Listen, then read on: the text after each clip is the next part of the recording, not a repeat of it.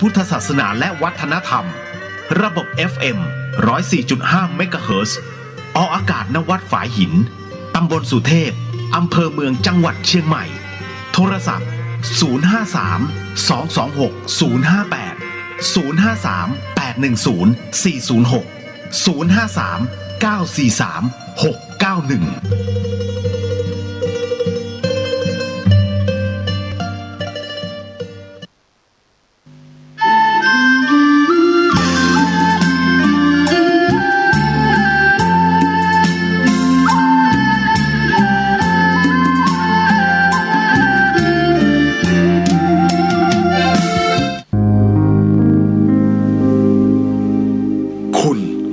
ฟัง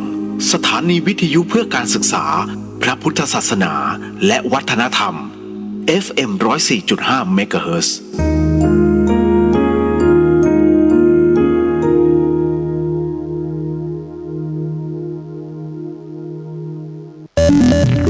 คุณกำลังฟังสถานีวิทยุเพื่อการศึกษาพระพุทธศาสนาและวัฒนธรรม FM 104.5 เมกะเฮิรตซ์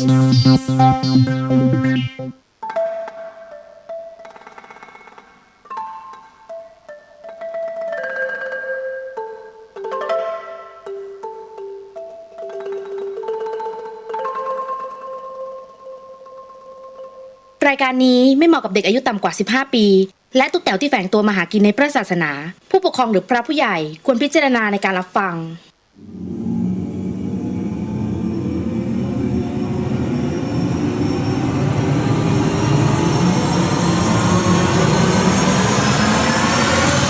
เดอะเฮียน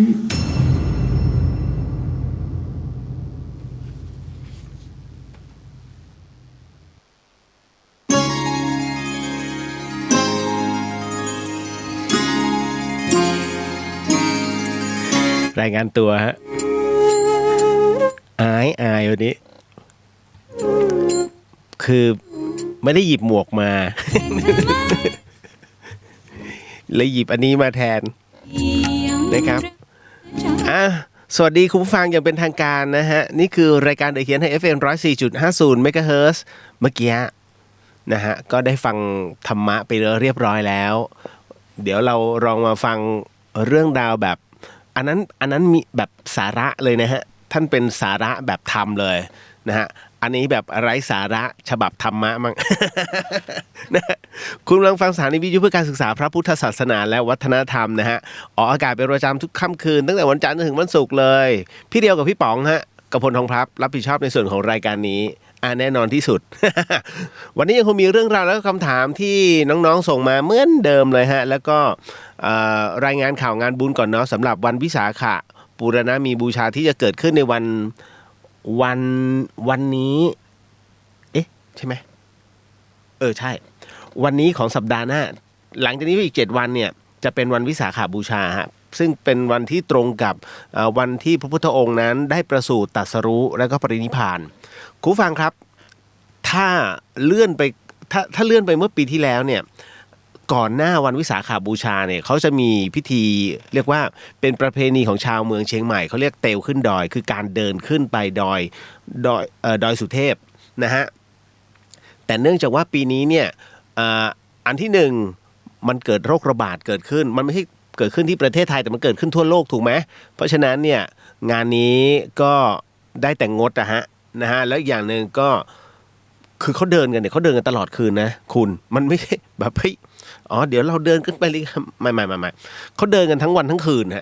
นะฮะก่อนจะลงมาก็คือเรื่องราวเนี่ยในการเดินเตลขึ้นดอยเนี่ยก็คือว่าเขาจะเดินจริงๆเนี่ยมันเป็นเรื่องราวของชาวพุทธซึ่งเป็นประเพณีดั้งเดิมของชาวล้านนาเลยของชาวเชียงใหม่เลยฮะคือพ่ออุ้ยแม่อุ้ยเนี่ยจะตื่นกันประมาณตี 2ผมใช้คำว่าตี 2นะฮะแล้วก็เดินเป็นเส้นทางลัดนะฮะขึ้นดอยสุเทพนะฮะตอนนั้นเอาเป็นว่าหลังจากที่ครูบาเจ้าศรีวิชัยยังไม่ได้ทำทางขึ้นดอยสุเทพในปัจจุบันนะฮะพ่ออุ้ยแม่อุ้ยทั้งหลายก็จะใช้เส้นทางเดินเนี่ยฮะถ้าคุณผู้ฟังรู้จักวัดสวนดอกซึ่งเป็นพระอารามหลวงอยู่แล้วถูกไหมเพราะฉะนั้นเนี่ยถนนเส้นนะฮะเขาเรียกถนนสุเทพ นะฮะถนนสุเทพแต่ถ้าขับรถไปคุณจะไม่ถึงดอยสุเทพเพราะมันตันก่อน ฝรั่งมันถึงได้หลงเฮ้ยดอยสุเทพอ๋อนี่นะฮะสุเทพรถกูไปแล้ว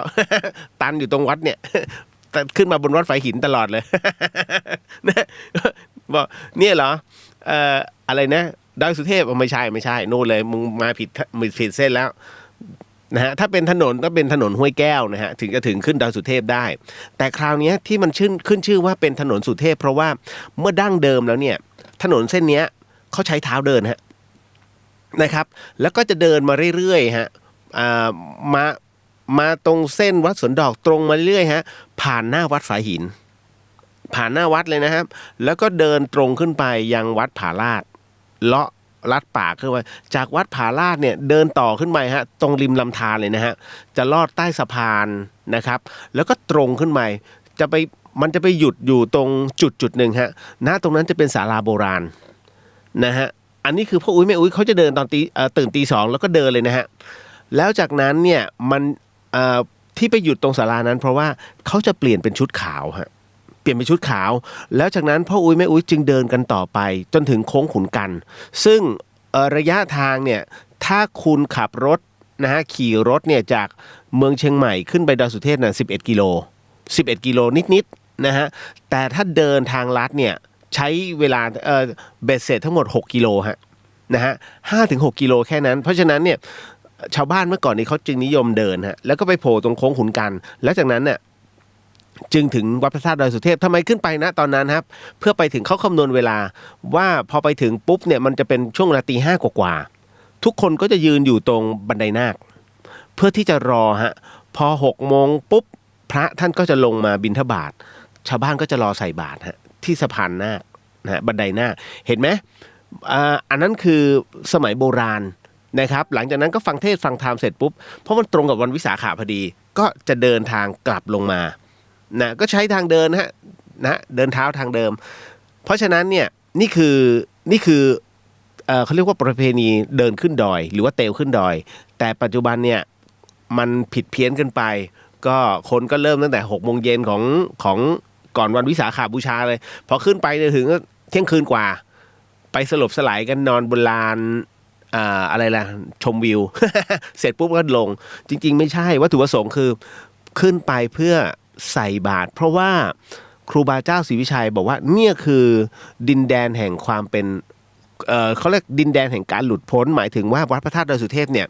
ในความนัยยะนะฮะของครูบาเจ้าศรีวิชัยหมายถึงว่าดินแดนแห่งพระอรหันต์นะฮะวัดศรีโสดาเนี่ยก็คือวัดแห่งโสดาบันนะฮะขึ้นมาเป็นวัดผาลาดก็เป็นวัดสกิทาคามีนะฮะลำดับที่3นะฮะก็คือตรงหน่วยไฟป่าเป็นวัดอนาคามีซึ่งตอนนี้ล้างไปแล้วฮะหลังจากที่เคยไปพัฒนาเป็นวัดตอนนี้เป็นสนามตะกร้อไปแล้ว นะทำไมรู้ตอนเพิ่งไปดับไฟป่าที่ผ่านมาผมก็คือผมนะ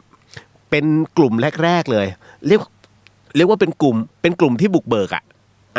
ขึ้นไปตรงนั้นเพราะว่าโยมพี่วรชาติเนี่ยเป็นคนที่พัฒนาแล้วก็ออกทุนทั้งหมดในการสร้างอนาคามีฮะผมมาอยู่ในกลุ่มนั้นด้วยก็คือเพราะฉะนั้นพอขึ้นมาผมก็อยากจะบอกแกเหลือเกินว่าพี่ตอนนี้วัดที่เราเคย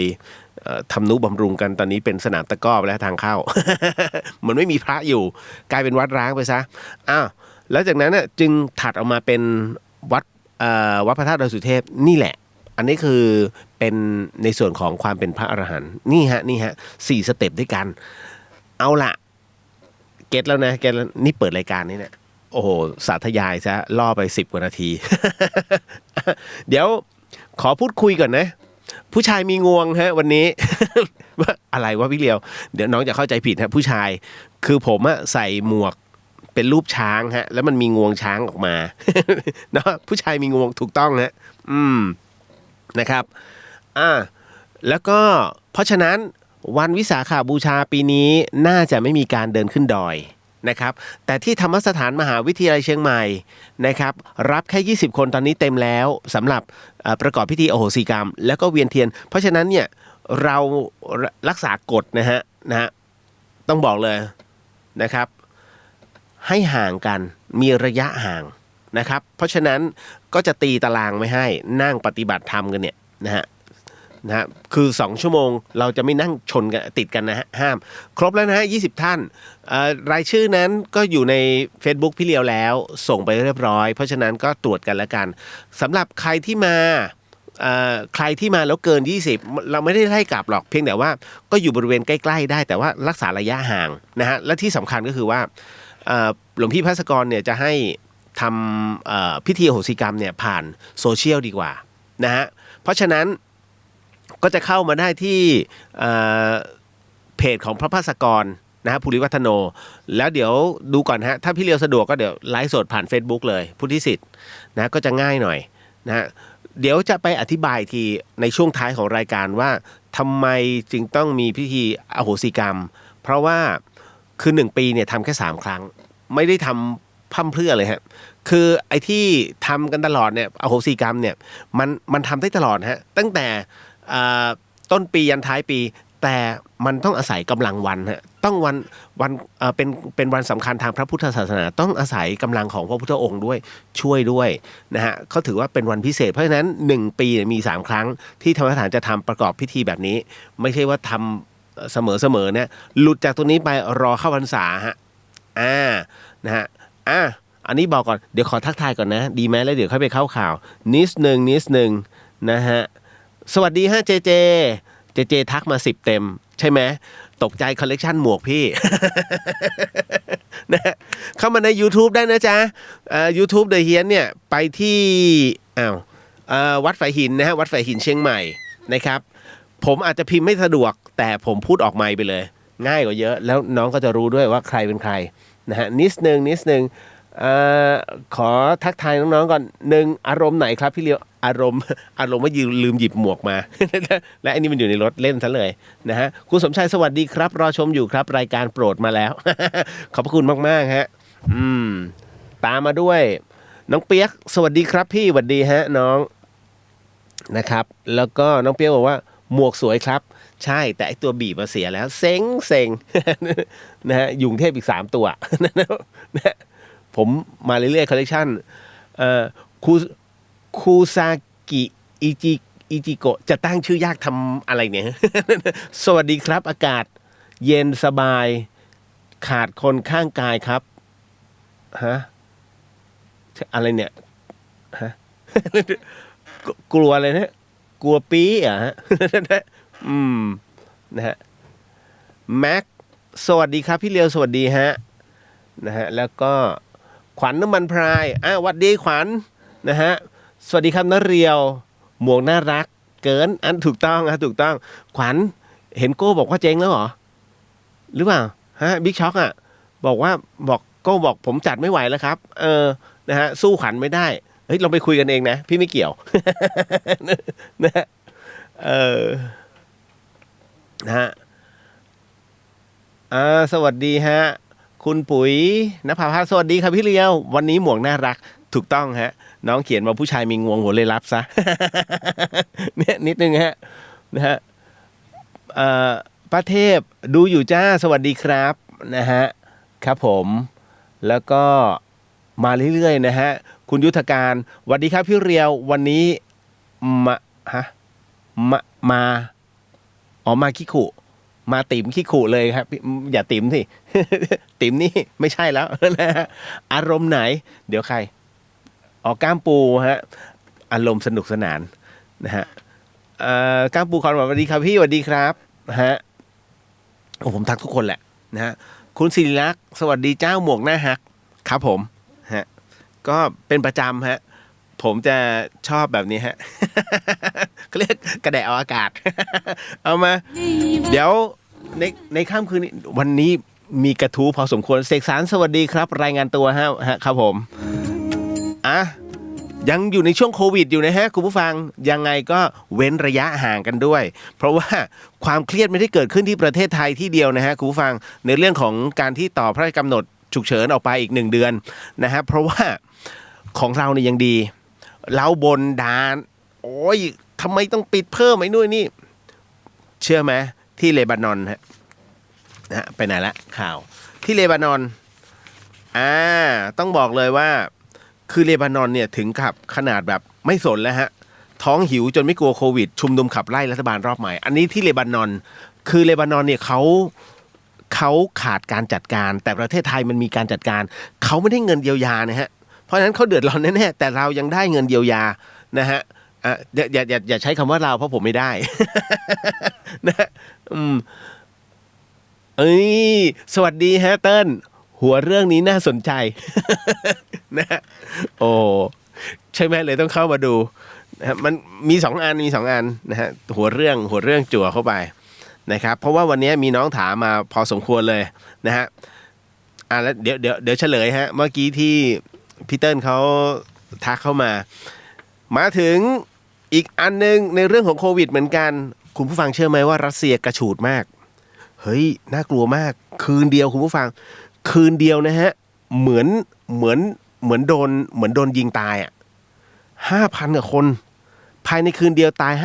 5,841 นะฮะนี่คือรัสเซียตอนนี้นะครับโควิดเข้าไปถึงตรงนั้นยอดสะสมเฉลี่ยตอนนี้100,000 คนแล้วรัสเซียเสียชีวิตโอ้น่ากลัวมากนะไม่ใช่ขออภัยยอดเฉลี่ยผู้ติดเชื้อ100,000 คนนะฮะนี่คือสิ่งที่เขาเจอกันเมืองไทยพอเห็นสถิติน้อยต้องเปิดเมืองถ้ามันขึ้นมาอีกรอบล่ะเหมือนญี่ปุ่นกับพี่สิงห์อ่ะทำไงล่ะพี่สิงคโปร์อ่ะจบข่าวเลยนะเดี๋ยวมีเฮเลยคือเป็นผมก็เฮ้ยอดทนอีกนิดนึงนะอีกนิดนึง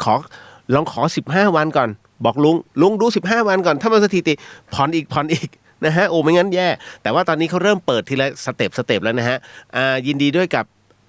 พี่ๆแม่ป้าที่ค้าขายเตรียมตัวให้ดีนะเพราะว่า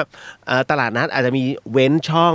นะฮะร้านอาหารมีให้เข้าไปนั่งได้แต่ต้องมีเว้นระยะผมก็ไม่รู้เหมือนกันว่าร้านไหนมันจะกว้างฮะ1 โต๊ะ1 คนเว้น 1.5 เมตรบ้าเปล่า ร้านอาหารไม่ใช่อัครสถานนะฮะต่อมาเป็นผมนะผมปิดร้านเปิดขายแต่ปูเสื่อด้านนอกฮะขอเทศกิจขอปูเสื่อริมฟุตบาทเลยเพราะอากาศมันถ่ายเทมันนั่งได้เยอะจริงๆนะผมไปชี้โพงเพื่ออะไรเนี่ยขนาดเดียวกันหลายคนก็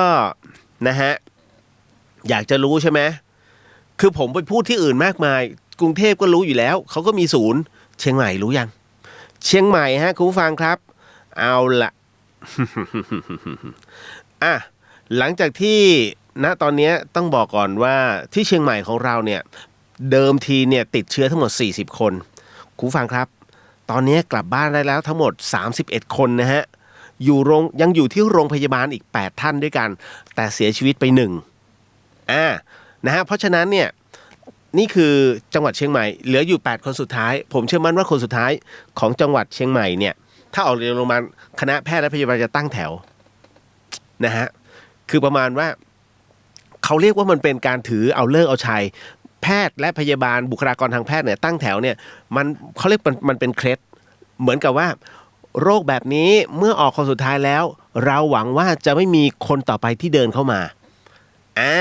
นี่ฮะเพราะฉะนั้นเนี่ยผมเชื่อมั่นเดี๋ยวมันจะมีภาพอันสวยงามวันที่ผู้ป่วยคนสุดท้ายโควิดของจังหวัดเชียงใหม่เดินออกนะฮะตอนนี้เห็นไหมถ้าพูดถึงมองในแง่ดีนะเฮ้ยบุคลากรทาง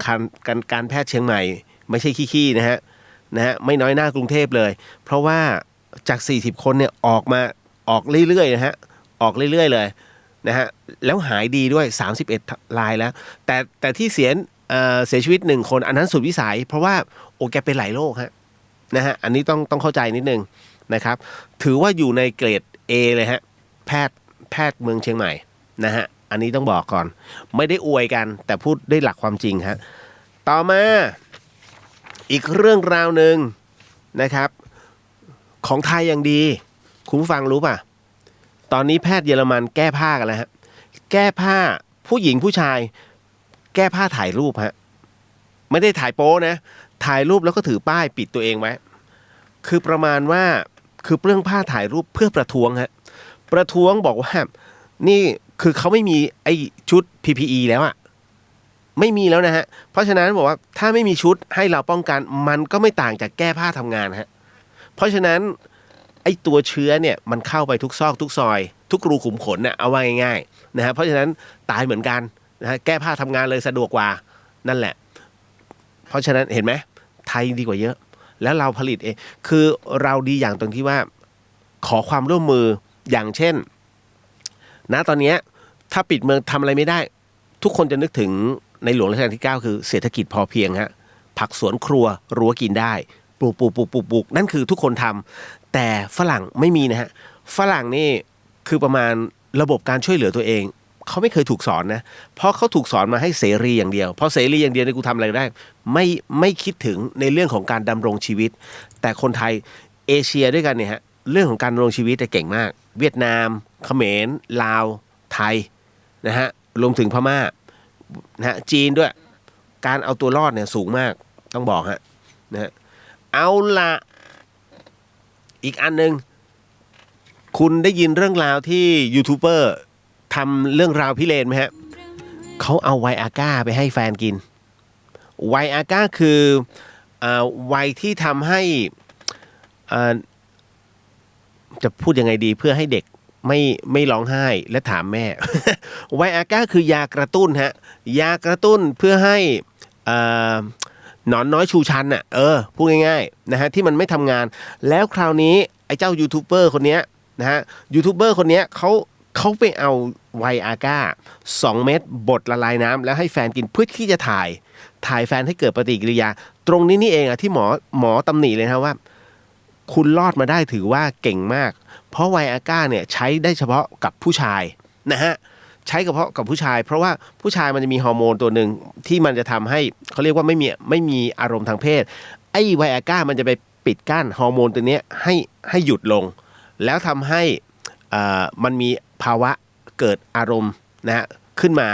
แล้วแต่ว่าในขณะเดียวกันเนี่ยมันก็กระตุ้นให้หัวใจเนี่ยทำงานเร็วขึ้นตัวจะร้อนนี่คืออาการของไวอาก้าเพราะฉะนั้นเนี่ยผู้หญิงคนนี้2 เม็ดด้วยกันคือเม็ดเดียวเนี่ยยังพอทนออกอาการเหมือนกันฮะไม่อันตรายเกินไปแต่นี่2 เม็ดเขาสุ่มเสี่ยงมากเลยสำหรับการที่ผู้หญิงจะเป็นโรคหัวใจและหัวใจวายนะเขาเรียกอายุจะสั้นพอยูทูบเบอร์คนนี้รับรู้ถึงปุ๊บออกทำคลิปขอโทษทันทีเลยฮะนะฮะคือคิดจะแกล้งแฟนนะฮะที่ทำเช่นนั้นเพราะว่าความสนุกและความบันเทิงคือถ่ายรูปแบบว่าเวลาแฟนเกิดอารมณ์มีอะไรสนุกสนานแล้วเขาก็หัวเราะคิกคักคือเขาไม่ได้ทำอะไรกันนะเพียงแต่อยากรู้ว่าแฟนจะเกิดปฏิกิริยายังไงเหมือนฝรั่งหรือเปล่าคือทำเรียนแบบอะแต่ไม่รู้หลักมันก็เลยเป็นแบบนี้ฮะนี่แหละระวังไว้นะ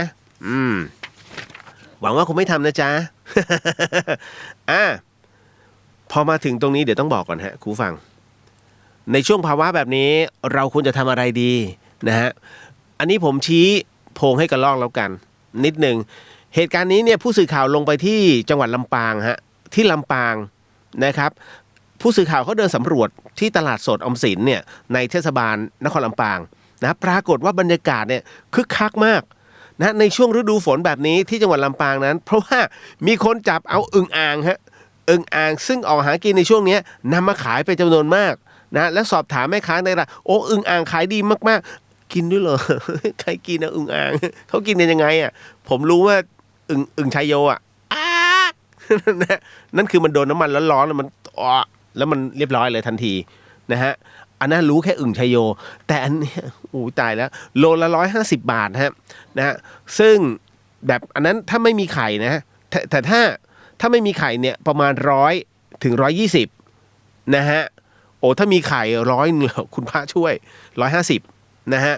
พอถึงนะตรงนี้เนี่ยเลยต้องบอกว่าสำรวจไปสำรวจมานอกจากอึ่งแล้วแน่นอนที่สุดนะแมงมันนะฮะวันนี้ก็เต็มเลยโอ้โหพอเปิดไฟปุ๊บมันบินชนเกือบกระจกเกือบพังอ่ะเฮ้ยตัวใหญ่มากผมรีบปิดไฟเลยคือผมกินไม่เป็นหรอกผมก็เลยไม่จับแต่ชาวบ้านชอบเยอะมากมันกองอยู่ที่หน้าประตูกระจกครับโอ้โหเป็นล้านนึกในใจแมงวันหรือแมงเม่าวะปิดก่อนปิดไฟนะฮะปิดอยู่ประมาณ2 ชั่วโมงเปิดมาทีหายหมดเลย เฮ้ยนะฮะส่วนแมงมันโลละ 2,000 โอ้โหเรื่องบาปกูลืมดีกว่า นะฮะโอ้โหเฮ้ยโล 2,000 เลยเหรอมันอร่อยไงไม่เคยกินนี่นะฮะหลายคนที่อยู่ภาคอื่นไม่รู้ใช่ไหมว่ามันคือผมเองก็ไม่รู้ระหว่างแมงมันมดแล้วก็จอมปลวกหรือว่าแมงเม่าเนี่ยที่มันบินมาช่วงก่อนฝนตกฮะหรือว่าหลังฝนตกเนี่ยเฮ้ยผมแยกไม่ออกจริงนะมันคืออะไรยังไงเดี๋ยวช่วยอธิบายหน่อยแล้วกัน นะฮะ โอ้โหเติ้ลบอกพูดเหมือนเคยกิน นะฮะอึ่งใช่ไหมใช้โย นะฮะอันนี้อยากรู้จริงลองถามหน่อยแล้วกันนะครับว่าไอ้คือช่วยบอกผมนิดนึงว่า เราจะแยกยังไงระหว่างแมงมันแมงเม่าหรือว่าพญามดพญาปลวกซึ่งตัวมันใหญ่มากโอ้ที่นี่เต็มเลยหลังเนี่ยบ้านฝายหินเนี่ยเขาไม่เก็บกันแต่ผมก็ไม่รู้นะคือมันเป็นช่วงเคอร์ฟิวอะถ้ามันไม่เคอร์ฟิวผมว่าชาวบ้านมาตึมเลย โอ้โหเป็นล้านเป็นล้านโอ้กวาดทิ้งกูกินไม่เป็นกูกวาดทิ้งมันคือไม่รู้ไงนะฮะโอ้รู้ว่า 2,000 นี่ตายแล้วบาปเบิบลืมหมดแล้ว โอ้โหก็แค่นี้พอเนอะข่าวเอาเดี๋ยวสุดท้ายดีกว่าจริงมันมีข่าวที่ชายนิรนามผูกคอตายที่แม่ริมแต่ไม่เอามันโหดร้ายไปมหาไทยก็ร่อนหนังสือถึงผู้ว่าราชการจังหวัดทุกจังหวัดนะฮะเพื่อรอมาตรการของสบคเนี่ยก่อนที่จะคลายล็อกดาวน์ทันทีฮะตรงนี้ปลัดมหาไทยคุณฉัตรชัยพรหมเลิศได้ส่งหนังสือถึงผู้ว่าราชการจังหวัดทั่วประเทศนะฮะลงวันที่28เมษายนที่ผ่านมาเนี่ยโดยเนื้อหาระบุว่านายกรัฐมนตรีโดยความเห็นชอบของคณะรัฐมนตรีได้มีประกาศวันที่28เมษายนจำนวน3ฉบับด้วยกันครับคุณผู้ฟังฮะบอกว่า1ประกาศเรื่องการขยายระยะเวลาการประกาศสถานการณ์ฉุกเฉินในทุกเขตท้องที่ทั่วราชอาณาจักรนะฮะก็โดนให้ขยายต่อไปอีกนะฮะตามสถานการณ์ฉุกเฉินเนี่ยในทุกเขตทั่วท้องที่ทั่วราชอาณาจักรเลยฮะนะครับ1พฤษภาถึง31พฤษภา2ประกาศเรื่องการใช้ประกาศที่คณะรัฐมนตรีนั้นกำหนดตามประกาศนะสถานการณ์ฉุกเฉินยังมีผลในการใช้บังคับโดยให้บรรดาประกาศที่คณะรัฐมนตรีกำหนดขึ้นเนี่ยตามประกาศสถานการณ์ฉุกเฉินในทุกเขตท้องที่ทั่วราชอาณาจักรเนี่ยนะฮะลงวันที่25มีนาคมและคำสั่งนายกนะฮะเรื่องการจัดตั้งหน่วยงานพิเศษเพื่อปฏิบัตินะฮะหน้าที่ตามพระราชกำหนดการบริหารราชการฉุกเฉินก็คือผู้ที่ยังคงรักษาการอยู่ตามจุดต่างๆ3ประกาศเรื่องการให้ข้อกำหนดประกาศและคำสั่งที่นายกกำหนดตามประกาศหมายถึงว่าสถานการณ์ฉุกเฉินนั้นยังคงมีผลบังคับใช้โดยให้บรรดาข้อกำหนดประกาศและคำสั่งที่นายกกำหนดขึ้นตามสถานการณ์นั้นนะฮะและที่แก้ไขเพิ่มเติมยังคงมีผลบังคับใช้นะจนกว่านายกจะกำหนดเป็นอย่างอื่นนะจึงขอให้จังหวัดนะฮะถือปฏิบัติตามประกาศดังกล่าวอย่างเคร่งครัดนะการออกคำสั่งหรือประกาศของจังหวัดที่เกี่ยวข้องนั้นให้รอการสั่งการเชิงนโยบายจากศูนย์บริหารสถานการณ์การแพร่ระบาดของโรคเชื้อไวรัสโคโรนา2019นะฮะเพื่อให้เกิดเอกภาพพร้อมกันทั่วประเทศนะฮะและมีข้อกฎหมายรองรับผู้ที่มีส่วนเกี่ยวข้องในการปฏิบัติต่อไปนะฮะคุณฉัตรชัยก็ระบุในประกาศนะฮะถ้ามีอะไรเปลี่ยนแปลงก็เดี๋ยวค่อยว่ากันนะจ๊ะเอาละฮะอันนี้คุณสุนิสาสวัสดีครับติดตามมากว่า9ปีคุณพระช่วยดีใจมากเจอแฟนรายการเก่าฮะและเคยไปอโหสิกรรมปีที่แล้วไปกับลูกสาวอยู่ลำพูนติดตามฟังทางวิทยุขอบพระคุณฮะนะฮะคุณยงสารบอกแมงมันหัวเล็กแมงมดหัวโตสงสัยหัวโตอ่ะอันนี้หัวโตตัวเป้งเลยน่ากลัวมากนะฮะอึ่งชัยโยของพี่เลียวอาจจะเป็นเขียดทอดครับ จริงดิบ้านะคุณพุทธิศาไม่ใช่มันคืออึ่งชัยโยเลยที่นะที่เขาขายกันอยู่อ่ะอึ่งเขาไว้แกงอึ่งที่มีไข่เรียกว่าอึ่งเขาแล้วคุณพุทธิศาบอกว่าแมงมันเป็นมดชนิดหนึ่งส่วนแมงเม่าเป็นปลวกครับเลยเฮ้ยไม่รู้จริงนะขอบพระคุณมากเลยแมงมันกับแมงมดเหมือนกันต่างกันที่หัวครับคุณยงสารบอกแล้วคุณยงสารบอกแมงมันจะออกหลังฝนตกไอ้นี่มันมาหลังฝนตกอ่ะแต่หัวมันโตอ่ะโตมากตัวใหญ่มากใหญ่น่ากลัวประมาณว่าถ้าผมย่อขนาดผมกลัวมันอ่ะมันต้องขบหัวผมแน่ๆเลย จริงๆน่ากลัวมากตัวใหญ่ๆนะฮะเราก็เลยไม่รู้แยกไม่ออกระหว่างแมงมันกับแมงมดนะฮะคุณสมายบอกเสียงพี่เลียวคุ้นมากครับโฆษณาล่าสุดภาคโฆษณาอะไรครับเยอะ เยอะยันปตทนะฮะไม่เอาเราไม่พูดถึง นะฮะเรื่องทีวีเก็บไว้ก่อนฮะ ต่อมาเดี๋ยวขอพูดคุยทักทายหน่อยนะฮะวันนี้เหงาดิหลายคนทักเข้ามาเพจไม่ว่างเลยเนี่ย นะฮะเดี๋ยวนะตึ๊ดเมื่อกี้ถึงเติ้ลใช่ไหมแม่หญิงแพทองสวัสดีครับพี่เลี้ยวสวัสดีครับผมคุณยุทธการพี่เลี้ยวครับดูรายชื่อเฟซไหนครับพี่รบกวนชี้จุดนะครับเฟซนี้เลยฮะเข้าไปที่พุทธิสิทธิ์ก็ได้หรือว่าเลียวเดอะเฮียนผมแท็กกันอยู่นะฮะมีเนี่ยผมโพสต์อยู่อันเดียวนะจ๊ะแล้วก็มาร์คหนาวเลยครับพี่หนาวดิเปิดแอร์สักใน24เนี่ยนะฮะอันนี้สวัสดีฮะพี่นกยุงเหมือนพี่เลียวจัดรายการดึกยามเช้าเลยฮะใส่หมวกน่ารักขอบพระคุณฮะแสดงว่าดูอยู่ความเจ็บปวดที่สวยงามสวัสดีค่ะพี่เลียวแอนค่ะสวัสดีค่ะน้องแอนตั้งชื่อซะนะฮะตั้งชื่อซะน่าจะมาอโหสิกรรมเลยนะนะฮะเติ้ลเมื่อกี้เติ้ลแซวไว้แล้วนะสวัสดีฮะชายพรุ่งนี้จะไปเก็บคุณพระช่วยเยอะมาก เยอะมากนะนะฮะก้ามปูสวัสดีครับพี่ช้างชัยโยไม่ใช่ นะฮะนะฮะอันนี้สวัสดีค่ะจีสวัสดีครับพี่เลียวหมวกช้าง มาเลยใช่มันนะ มันไอหมวกอะลืมหยิบขึ้นมาแล้วมันมีอยู่ในรถก็เล่นซะ ก้ามปูคอนหวานฝนตกอีกแล้วหลังแม่โจ้จริงดิเฮ้ยลงทันนะไม่เป็นไรผมเอารถขึ้นมาการ์ดสวัสดีครับไอเลียวสวัสดีฮะนะครับน้องนิวสวัสดีค่ะพี่เลียวสวัสดีค่ะนะฮะก้ามปูคอนหวานแมงมันอร่อยแมงมดน่ากลัวแยกไม่ออกจริงนะนะฮะอันนี้คุณแมนนี่แมงมันเป็นรายการเพลงครับคุณพระช่วยผมทำ อันนั้นน่ะช่อง7ใช่ไหมแมงมัน นั่นแหละสวัสดีครับพี่ไพบูลย์ตัวเขานะไม่ใช่อึ่ง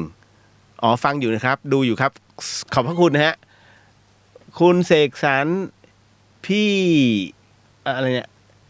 พี่กวาดทั้งหมดแล้วจริงดิคืออะไรนะฮะมุกมิกพี่ช้าง ผู้ชายมีงวงฮะอันนี้ นะฮะ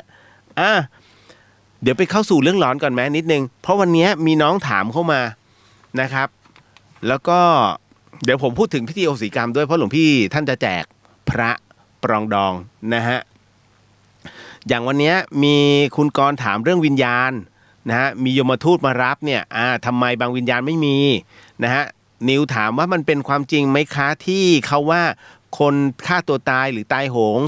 ที่ไหนวิญญาณก็สถิตอยู่ตรงนั้นเดี๋ยวมาว่ากันภูมิบอกว่าพอดีผมนั่งอยู่คิดถึงเรื่องสัตว์ที่ตายไปอันนี้หมายถึงวิญญาณสัตว์นะฮะวิญญาณสัตว์ขิงถามมาว่าพี่เลียวคนที่มองเรื่องบาปบุญผีสางวิญญาณเป็นเรื่องงมงายอะไรอย่างเงี้ยฮะเมื่อกี้อยู่ในหัวข้อนั้นอยู่แล้วอย่างน้องอัญญานะฮะอัญญาบอกว่าเมื่อหลายปีก่อนอันนี้เป็นเรื่องที่เขาพูดถึงเรื่องวิญญาณฮะหรือผีทะเลเขาถามว่าไอเนี่ยเรียกว่าผีทะเลหรือเปล่าว่าให้คนผีทะเลอะไรประมาณเนี้ยนะฮะต่อมาอุ้ยพี่จัดไปจัดมาเริ่มจะเป็นอีเลียวแล้ว แล้วคนสุดท้ายเนี่ยต่อยถามว่าพี่ครับการใช้ถุงยางหรือยาคุมถือเป็นการฆ่าสัตว์หรือเปล่า ชอบเติ้ลรอฟังกันนี้ใช่ไหม นะเดี๋ยวมาฟังกันนะฮะโอ้แต่ละคนสนุกคือถามทุกวันอย่างเงี้ยแล้วผมจะเจอคำถามมันๆแปลกๆที่น้องเขาถามดูเหมือนว่าเฮ้ยคำถามนี้มึงกล้าถามเหรอคุณอย่าไปว่าเขาอย่างนั้นนะฮะเพราะว่าเรื่องบางเรื่องมันคือเป็นคนที่กล้าสงสัยดีที่สุดคุณชอบเหรอเวลาแบบเข้าใจหรือเปล่าทุกคนจะเงียบใครเข้าใจยกมือนะฮะเนี่ยเงียบใครไม่เข้าใจยกมือเงียบชอบอย่างนั้นนะฮะอย่าเป็นแบบเด็กไทยสมัยก่อนนะฮะคุณต้องเป็นคนรุ่นใหม่ที่กล้าคิดกล้าสงสัยไม่คือถ้าคุณไม่สงสัยเนี่ยคุณจะไม่รู้แต่ถ้าพอคุณสงสัยพวกคุณถามมาเนี่ยมันจะเขาเรียกว่าไอ้สิ่งที่ติดอยู่ในใจจะหายทันทีนะฮะเดี๋ยวแป๊บหนึ่งเมื่อกี้เสกสรรบอกแมงมันคุณขจรศิลป์สวัสดีครับพี่เลียว นะฮะมาร์กบอกว่าเรียวเอาหลอนๆเลยครับรอฟังอยู่ครับจะรู้ไหมเนี่ยเรื่องไหนหลอนไม่หลอนนะฮะก้ามปูสวัสดีฮะนะฮะมาเข้าสู่เรื่องราวโอ้วันนี้คนเยอะมากเดี๋ยวไปเข้าสู่เรื่องราวตรงนี้นะฮะสวัสดีคุณผู้ฟังทางบ้านด้วยที่ฟัง 104.50 เมกะเฮิรตซ์ยังอยู่ตรงนี้เหมือนเดิมไม่ไปไหนเดี๋ยวจะเอาไว้ถ้าเดินทางอีกทีนึงไปตรงไหนก็แล้วแต่ของประเทศไทยผมก็จะถ้าเขาเปิดนะเขาเปิดให้เดินทางผมก็จะเพ่นเลย โอ้ร่างกายอยากธรรมชาติอย่างสุดๆนะครับมาเข้าสู่เรื่องราวกันก่อนเลยดีกว่านะคุณผู้ฟังครับเพื่อไม่ให้เสียเวลาเดี๋ยวเรื่องของอัญญาเก็บไว้ก่อนนะฮะไปเรื่องไหนดีผมก็เยอะเกินน้องก็ขยันเขียนกันได้ดูดิคือเป็นเรื่องที่ดีฮะไม่ได้ตำหนิแต่ขยัน ขยันเขียนเรื่องหลอนกันจริงๆนะฮะเอาเรื่องพระเครื่องดีกว่าจะได้ไม่หลอนมากนะฮะเป็นเรื่องราวที่ไม่น่าหลอน มาครับอะไรนะคุณยงสารบอกว่าพี่ครับพระหลุดจากกรอบเดี๋ยวนะพระหลุดจากกรอบที่กรอบเอาไว้เนี่ยจนพระเนื้อว่านแตกคอขาดจะทำไงดีฮะก็ใช้กาวต่อฮะแค่นั้นเลยนะฮะพอเอากาวต่อเสร็จนะครับจะอัดกรอบใหม่หรือไม่อัดก็ได้แล้วจากนั้นให้คุณสวดบทขึ้นบทบูชาพระรัตนตรัยก่อนแล้วก็บทอีกบทสุดท้ายที่คุณต้องสวดคือโพชฌงคปริตเนี่ยสวด9จบนะฮะพลังจะกลับมาเหมือนเดิมนะจ๊ะ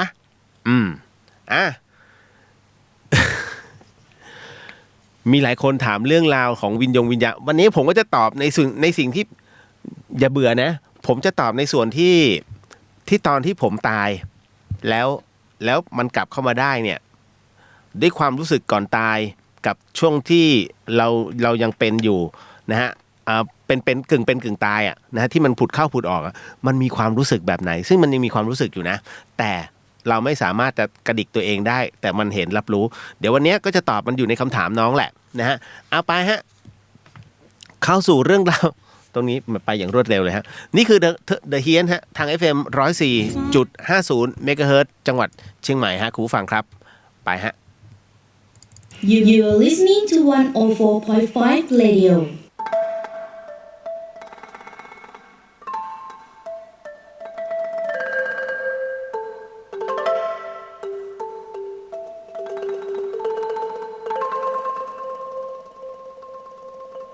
รายการนี้ไม่เหมาะกับเด็กอายุต่ำกว่า15ปีและตุ๊กแต๋วที่แฝงตัวมาหากินในพระศาสนาผู้ปกครองหรือพระผู้ใหญ่ควรพิจารณาในการรับฟัง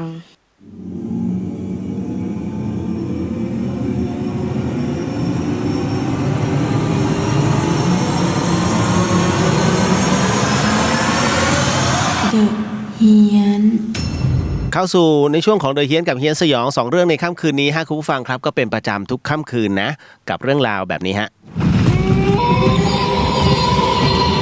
สนับสนุนตลอดเวลาจำใจสนับสนุน เพราะผมบังคับมัน นายอีเซรั่มแชมพูฮะแชมพูที่ลดอาการหลุดร่วงของเส้นผมนะฮะเจ้าของมาคงด่าผมนะฮะ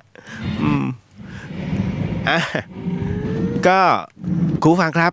สิ่งที่คุณผู้ฟังกำลังจะได้ยินได้ฟังเรื่องราวจากผมต่อไปนี้นั้นอย่าเชื่อนะฮะให้ฟังหูไว้หูแล้วก็ใช้วิจารณญาณทุกครั้งในการรับฟังเรื่องราวประเภทนี้ฮะข้อสำคัญอยากให้คุณผู้ฟังได้ฟังเป็นนิยายครับเพราะว่าเรื่องที่ผมกำลังจะเล่าต่อไปนี้เป็นเรื่องของคุณโอส่งเรื่องนี้มาหลายวันแล้วผมสต็อกเอาไว้มันเป็นเรื่องหลอนและเรื่องราวที่คุณโอส่งมาเป็นเรื่องเกี่ยวกับพระเครื่องครับและเรื่องราวณตรงนี้ที่คุณโอให้ผมเป็นผู้ถ่ายทอดให้กับคุณผู้ฟังได้ฟังนั้นเขาเล่าว่า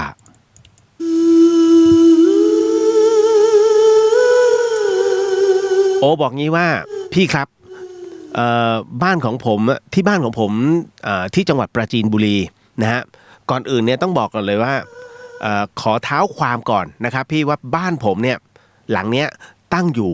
นะฮะใกล้กับวัดมากใกล้ในลักษณะที่ว่าห่างจากวัดเพียงแค่1เลนถนนก็คือประมาณแค่ 4-5 เมตรเท่านั้นแหละและทางเข้าวัดอาจจะมีต้นโพต้นใหญ่มากเป็นลักษณะทางสามแพร่งครับบ้านที่ผมอยู่นั้น เป็นบ้านปูนชั้นเดียวครับพี่ในสมัยนั้นต้องบอกก่อนว่าผมเนี่ยมีความสนใจในเรื่องของขุนแผนพลายกุมาร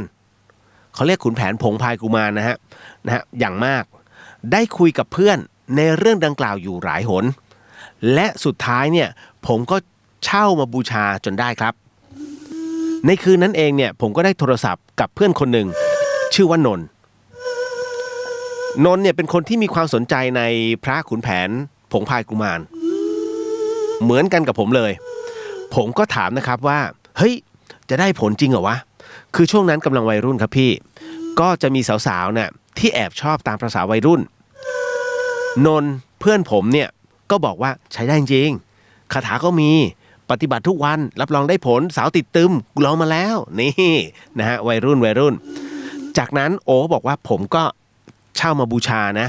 ผมก็ไหว้แล้วก็ท่องคาถาไป1บทคาถาฮะและขออะไรอีกเล็กน้อยกับขุนแผนพลายกุมารของผมเนี่ยโอบอกว่าพอถึงตรงนั้นเสร็จปุ๊บผมก็วางไว้บริเวณที่หัวเตียงครับพี่เลียวพอเวลาสักประมาณเที่ยงคืนปรากฏว่ามันมีเสียงกบร้องอบแน่นอนฮะกบต้องร้องอบถ้ากบร้องไม่ใช่กบละอันนี้อึ่งอ่างฮะนะฮะจะตลกทำไมวะ มันเรื่องหลอนครับผมพอถึงตรงนี้เสร็จปุ๊บนะฮะเขาบอกว่าเพราะฝนเนี่ยมันเพิ่งหยุดตกไปหมาดๆเลยในระหว่างตรงนี้ฮะพี่ในระหว่างที่ผมกำลังคุยกับนนท์อยู่ผมก็ฟังเสียงกบอยู่นั่นเองมันอบพออบมีคำว่าพ่อเลยนะผมได้ยินเสียงปริศนานะฮะมันดังแทรกขึ้นมากับเสียงของกบร้องที่ผ่านเข้ามาทางหน้าต่างครับนะฮะอบพออบผมก็เริ่มเอะใจว่าทำไมเสียงกบมันถึงร้องกันแปลกๆผมก็เลยประมาณว่าเงี่ยหูฟังดีๆในมือก็ยังถือโทรศัพท์คุยอยู่กับนนท์และเสียงมันก็ดังว่าพ่อผมเริ่มไม่มั่นใจกับเสียงที่ผมได้ยินครับพี่โอบอกว่าผมจึงถามนนท์ที่อยู่ในสายว่าเฮ้ยนนท์มึงได้ยินเสียงเหมือนที่กูได้ยินป่ะนนท์เงียบฟังสักครู่หนึ่งแล้วก็ตอบว่ากูได้ยินในใจตอนนั้นน่ะโอบอกว่าในตอนนั้นผมคิดได้อย่างเดียวครับพี่คือหรือว่าขุนแผนผงพลายกุมารเนี่ยจะแผลงฤทธิ์สงสัยจะของจริงเว้ยนะฮะแต่เสียงที่เรียกนั้นเนี่ยมันก็ยังดังอยู่เป็นระยะนะฮะจนโอบอกว่าผมเริ่มชักจะรำคาญเลยเรียกประมาณว่าเรียกพ่ออยู่ได้ผมจึงตั้งสติแล้วก็พูดในใจว่ากูไม่ใช่พ่อมึงคือขุนแผนไม่ต้องมาเรียกกูนะฮะแล้วผมก็นำเอาพระขุนแผนผงพลายกุมารเนี่ยออกไปวางไว้นะฮะบนตู้นอกห้องนอนของผมจากนั้นผมก็กลับมานอนคุยกับนนท์ต่อซึ่งต้องบอกก่อนครับว่าพี่เสียงเรียกพ่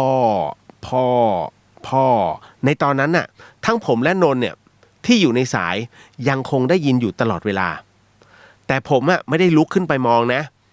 ไม่ได้ตามหาที่มาของเสียงเพราะมั่นใจว่าน่าจะเป็นพลายกุมารนั่นแหละผมคุยกับเพื่อนนะฮะจนคล้ายหลับไปเรียกว่าจนคล้อยหลับไปฮะแม้ว่าเสียงเรียกพ่อยังคงดังก้องอยู่ตลอดคืนเช้าวันต่อมาผมก็เลยมองออกไปนอกหน้าต่างมองไปที่วัดเห็นว่ามีคนมามุงกันที่หน้าวัดแน่นไปหมดเลยผมจึงลงไปถามแม่ครับที่วัดเขามีอะไรกันเหรอแม่ก็ตอบว่าอ้าวเติ้ลไม่รู้เหรอว่ามีพ่อลูกถูกรถบรรทุกชนตายแล้วเอาศพมาทิ้งไว้ที่วัดตั้งแต่เมื่อคืนแล้วสิ้นเสียงแม่พูดจบผมอุทานขึ้นทันทีเลยนะฮะประมาณว่าซิปหายแล้วนะฮะแม่ผมก็ถามว่ามีอะไรเหรอโอเลยบอกว่าผมได้แต่เก็บความหลอนไว้ในใจแล้วก็ตอบไปว่าไม่มีอะไรครับแม่และผมก็ยังไม่เคยได้เล่าเรื่องนี้ให้ใครฟังนะฮะจนกระทั่งถึงตรงนี้แหละเลยเขียนให้พี่เลียวได้รับฟังเพราะเสียงที่เรียกนั้นเป็นเสียงของเด็กฮะนะฮะ โอบอกว่าเป็นเสียงเด็กที่เรียกพ่อตัวเองเป็นวิญญาณน่ะนะฮะนั่นก็คือเรื่องราวที่น้องโอส่งมาให้นะฮะคุณผู้ฟังครับโอ้โหผมต้องบอกก่อนนะฮะขุนแผนผงพายกุมารนะฮะก็หลายๆคนก็จะรู้ใช่ไหมว่าขุนแผนนั้นมีพุทธคุณในเรื่องของเรียกว่าเสน่ห์เพราะขุนแผนเนี่ยส่วนใหญ่ถ้าตามในวรรณกรรมนะฮะขุนแผนนั้นเนี่ยแน่นอนที่สุดฮะเป็นผู้ชายที่มีรูปหล่อนะฮะและเวลาขุนแผนเนี่ยเจ้าชู้มากเมียเยอะมากเมียแต่ละคนนั้นนะฮะยกเว้นนางพิมพิลาไลนะหรือว่าวันทองเนี่ยฮะนะฮะคนอื่นเนี่ยส่วนใหญ่จะใช้มนต์ทั้งนั้นมนตราในการเรียกเสกทำเสน่ห์ใส่นะฮะถึงได้เป็นเมียหมดเพราะฉะนั้นเนี่ยคนจึงหานะฮะขุนแผนเนี่ยฮะมาคล้องเอาไว้เพื่อที่มีความเชื่อมั่นว่าเรียกสาวเข้ามาอยู่เรื่อยๆเพราะฉะนั้นขุนแผนผงพายกุมารหรือว่าพระขุนแผนวัดบางกลางเนี้ยนะฮะก็จะเป็นที่นิยมมากนะฮะแต่จริงๆแล้วท่านสร้างไว้เพื่อพุทธคุณนะฮะไม่มีพระองค์ไหนไม่มีพระรูปไหนที่จะปลุกเสกพระเพื่อเรียกกามเข้ามาหาคนคือคนตีเขาเรียกว่าตีค่าผิดไปหมดนะฮะเดิมแท้ทีเดียวเนี่ยฮะไม่ได้เรียกฮะไม่ได้เสร็จปุ๊บเนี่ยจะต้องมีผู้หญิงมาติดนะฮะแล้วเสพกามบ้าเหรอใครยังมาปลุกเสกอะไรแบบนั้นนะฮะเขาเรียกถ้าทำอย่างนั้นจริงกรรมตกที่คนทำเลยนะฮะเพราะว่ามันได้มาเขาเรียกว่ามันไม่ใช่ด้วยความเสน่หาแต่มันเป็นการใช้มนต์และคาถาซึ่งมันผิดธรรมชาติอันนี้เขาเรียกว่าตัวกรรมหากรรมก็หาตัวนั่นแหละฮะเขาเรียกพวกไม่มีฝีมือ ต้องใช้ของเขาช่วย นะครับจบลงไปโอ้ยเรื่องราวเกี่ยวกับขุนแผนเนี่ยเยอะนะฮะผมมีเยอะเลยนะฮะแต่ไม่ได้ให้นะคือเก็บเอาไว้เพราะผมรู้แล้วว่าขุนแผนเนี่ยเก็บไว้เป็นพุทธคุณฮะเป็นพุทธคุณแล้วก็มหาอุดนะขุนแผนเนี่ยเพราะว่าหนังเหนียวนะฮะเอาละหมดมาเข้าสู่เรื่องราวคำถามมั่งเยอะ คำถามดีไม่ดีเรื่องสุดท้ายไม่ได้พูดเนี่ยคำถามทั้งนั้นนะจ๊ะเดี๋ยวขออนุญาตนิดนึงนะฮะทักทายนะครับเอาเนี่ยเมื่อกี้ถึงไหนละมุกมิกบอกว่าพี่เลียวคะเราขี่รถมาปกติอยู่ๆมีน้องหมาวิ่งตัดหน้ารถเราจนน้องหมาตายเราบาปไหมคะอันเนี้ยพี่เลียวเคยอธิบายหลายรอบฮะ คือตัวกรรมตัวเนี้ยของน้องเขาเรียกว่าน้องน่ะกับมันคือเจ้ากรรมนายเวรเป็นเพราะอะไรฮะ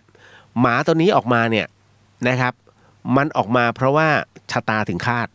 น้องคือเจ้ากรรมนายเวรของมันถ้าน้องชนนะฮะมุกมิก อธิบายให้ฟังก่อนนะครับ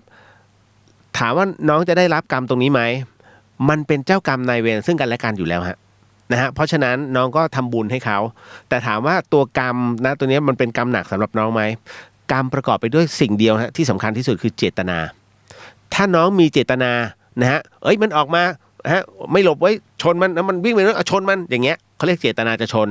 แต่มันออกมาแล้วเราหักหลบไม่ทันแล้วจำเป็นคือมันชนไปโดยไม่เจตนาอย่างเงี้ยถือว่าตัวกรรมนั้นมันไม่สมบูรณ์กรรมอันยิ่งใหญ่ตัวเนี้ยฮะถือว่าไม่ต้องรับแต่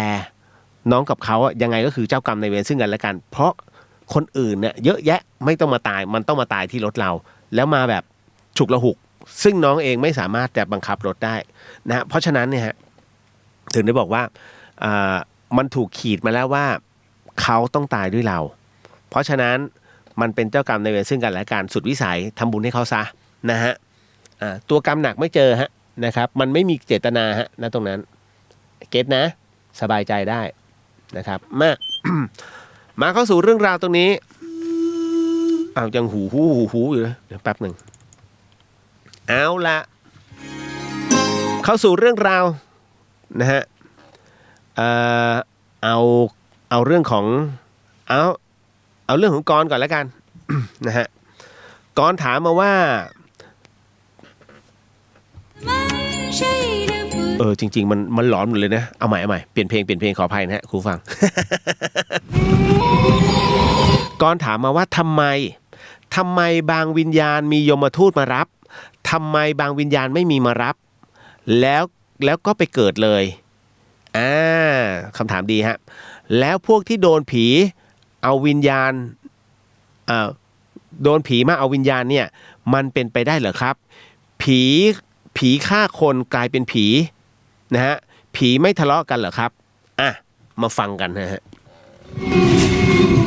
ผม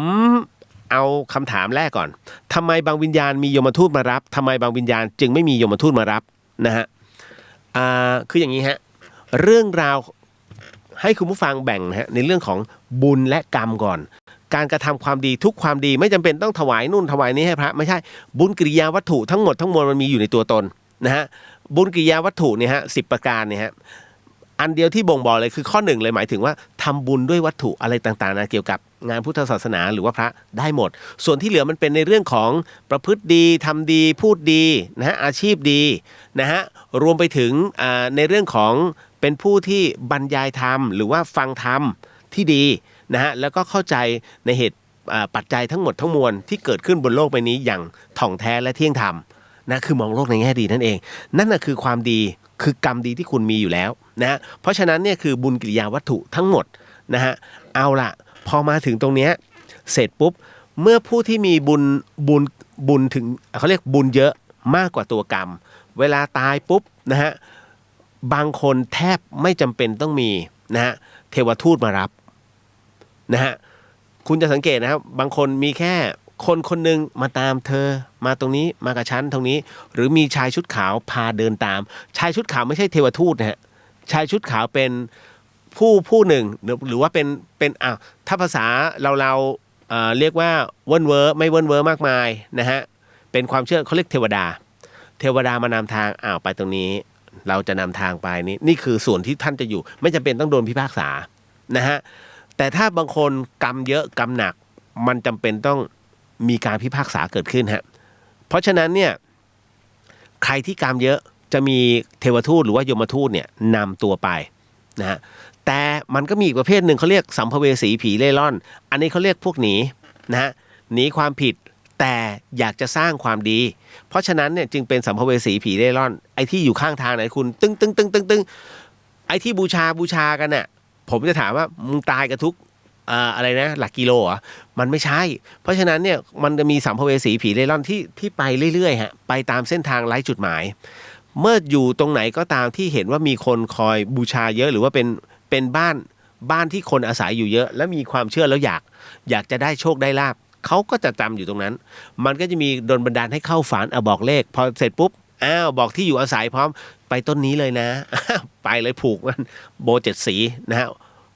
นั่นคือสิ่งที่มันเกิดขึ้นก็คือว่าเป็นประเภทสัมภเวสีผีเร่ร่อนแต่เมื่อไรก็ตามนะนั่นคือเขาพยายามทำบุญนะทำบุญเมื่อไรก็ตามที่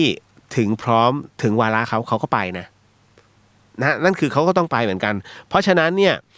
ถึงได้บอกว่าบางวิญญาณมียมทูตมารับนะฮะบางวิญญาณไม่จำเป็นต้องมีฮะอันนี้คือพวกบุญเยอะนะฮะแล้วถามว่าไปเกิดได้เลยไหมไปเกิดได้เลยไหมยังไม่ได้หรอกครับทุกคนมีวาระอยู่นะฮะประเภทรอเข้าคิวเกิดเนี่ยมันก็มีนะฮะแต่อันนี้ผมไม่รู้ผมไม่เคยถึงตรงนั้นเพราะตอนที่ผมตายผมอยู่แค่ตัวเองฮะ ผมไม่อยู่กับคนอื่นเลยนะครับแล้วก็ที่บอกว่าแล้วพวกที่โดนผีเอาวิญญาณไปนั้นเป็นไปได้ไหมคือเทวดาก็คือผีแต่เป็นชั้นเทพนะฮะถูกครับยังไงก็ต้องมีคนนำเพราะครูบาอาจารย์ท่านไม่โกหกแล้วพระไม่มีเหตุจำเป็นจะต้องมาเทศเพื่อเดี๋ยวโยมต้องติดแน่ๆเลยเนี่ยประมาณนี้เดี๋ยวโยมทำบุญเยอะๆต้องเทศหนักๆหน่อยไม่ฮะอันนั้นเขาเรียกผู้หากินแต่ครูบาอาจารย์เวลาท่านเทศเนี่ยท่านจะพูดเสมอและเป็นพระสุปฏิปันโนไม่เอาด้วยโยนเงินมาก็ถีบเงินทิ้งเยอะนะเพราะฉะนั้นเนี่ยท่านสละแล้วคือพระแท้ท่าน ไม่ค่อยแคร์เรื่องเงินเรื่องทองฮะเอาไปวางนู้นนะฮะคือมันจับต้องไม่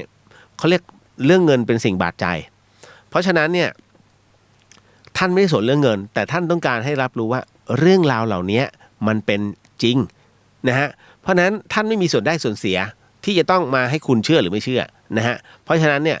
มันจึงเป็นแนวทางที่บอกว่าให้ระวังกันไว้แค่นั้นมันเป็นการเตือนนะครับพระท่านถือ227แล้วถืออย่างเคร่งครัดลองมันมีเหตุจำเป็นอะไรจะต้องเจตนามาโกหกโยมระวังนะเว้ยนะฮะเดี๋ยวเนี่ยจะโดนวิญญาณเอาไปลงนรกถ้านรกไม่มีจริงท่านไม่พูดคือพระสุปฏิปันโนเนี่ยฮะเวลาท่านเทศท่านก็จะพูดแบบกว้างมากไม่เจาะจงถ้าพูดเจาะจงเมื่อไหร่นะฮะมันนั่นหมายถึงว่าอวดอุตริเดี๋ยวจะโดนโยมเล่นงานเอาประเภ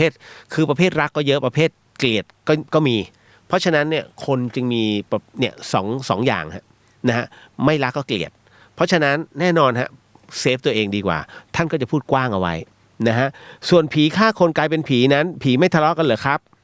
ผีไม่มีฆ่าคนฮะคุณเคยเห็นข่าวไหมผีฆ่าคนวันนี้ผีฆ่า5 ศพไม่มีฮะนะครับแต่ถ้าอีโควิดเนี่ยฆ่าเป็นหมื่นนะใช่นะฮะผีไม่ทะเลาะผีไม่มีหรอกครับนะฮะอีกหนึ่งโลกของวิญญาณนั้นถามว่าผีทะเลาะกันไหมมันจะมีเขาเรียกว่าดวงหนึ่งจิตอ่อนดวงหนึ่งจิตแข็งคือวิญญาณอาฆาตพยาบาทอันเนี้ยเขาอธิษฐานว่าฉันจะไม่ขอเกิดเป็นคนอีกแล้วนั่นคือจบจากตรงนี้เหมือนโดนผู้กล้าเสกหรือว่าถ่วงน้ำนะฮะแค่สลายดวงจิตนี้จะไม่เกิดอีกเลยเป็นผุยผงทันทีเพราะฉะนั้นเขาเรียกเป็นดวงจิตที่มีมิจฉาทิฐิพวกคิดสั้นนะฮะต่อมาเก็ตนะก่อนจบนะ เอาการนะคนหนึ่งแล้วเยอะนะเขาถามมันนี่ตึ้งแต่มันถามแบบมีเหตุผลเมื่อถามมาก็ตอบไปฮะนะฮะภายวันดีตอนดึกครับพี่เลี้ยววันดีฮะก้ามปูวันนี้วันพระด้วยหลอนแท้ใช่นะฮะคุณศักดิ์ชัยวันดีครับพี่ช้างน้อยอุ๊ยพี่เลี้ยว ช้างน้อยฮะผู้ชายมีงวงครับผมตอนนี้ต่อมาน้องนิวฮะอุ้ยตายไม่ใช่เพลงมันแดนเหลือเกินนะฮะน้องนิวถามมาว่าพี่เรียวมันเป็นความจริงไหมคะที่เขาว่าถ้าคนฆ่าตัวตายหรือตายโหงที่ไหนวิญญาณก็จะสถิตอยู่ตรงนั้นจนหมดวาระกรรมถึงจะได้ไปเกิดใหม่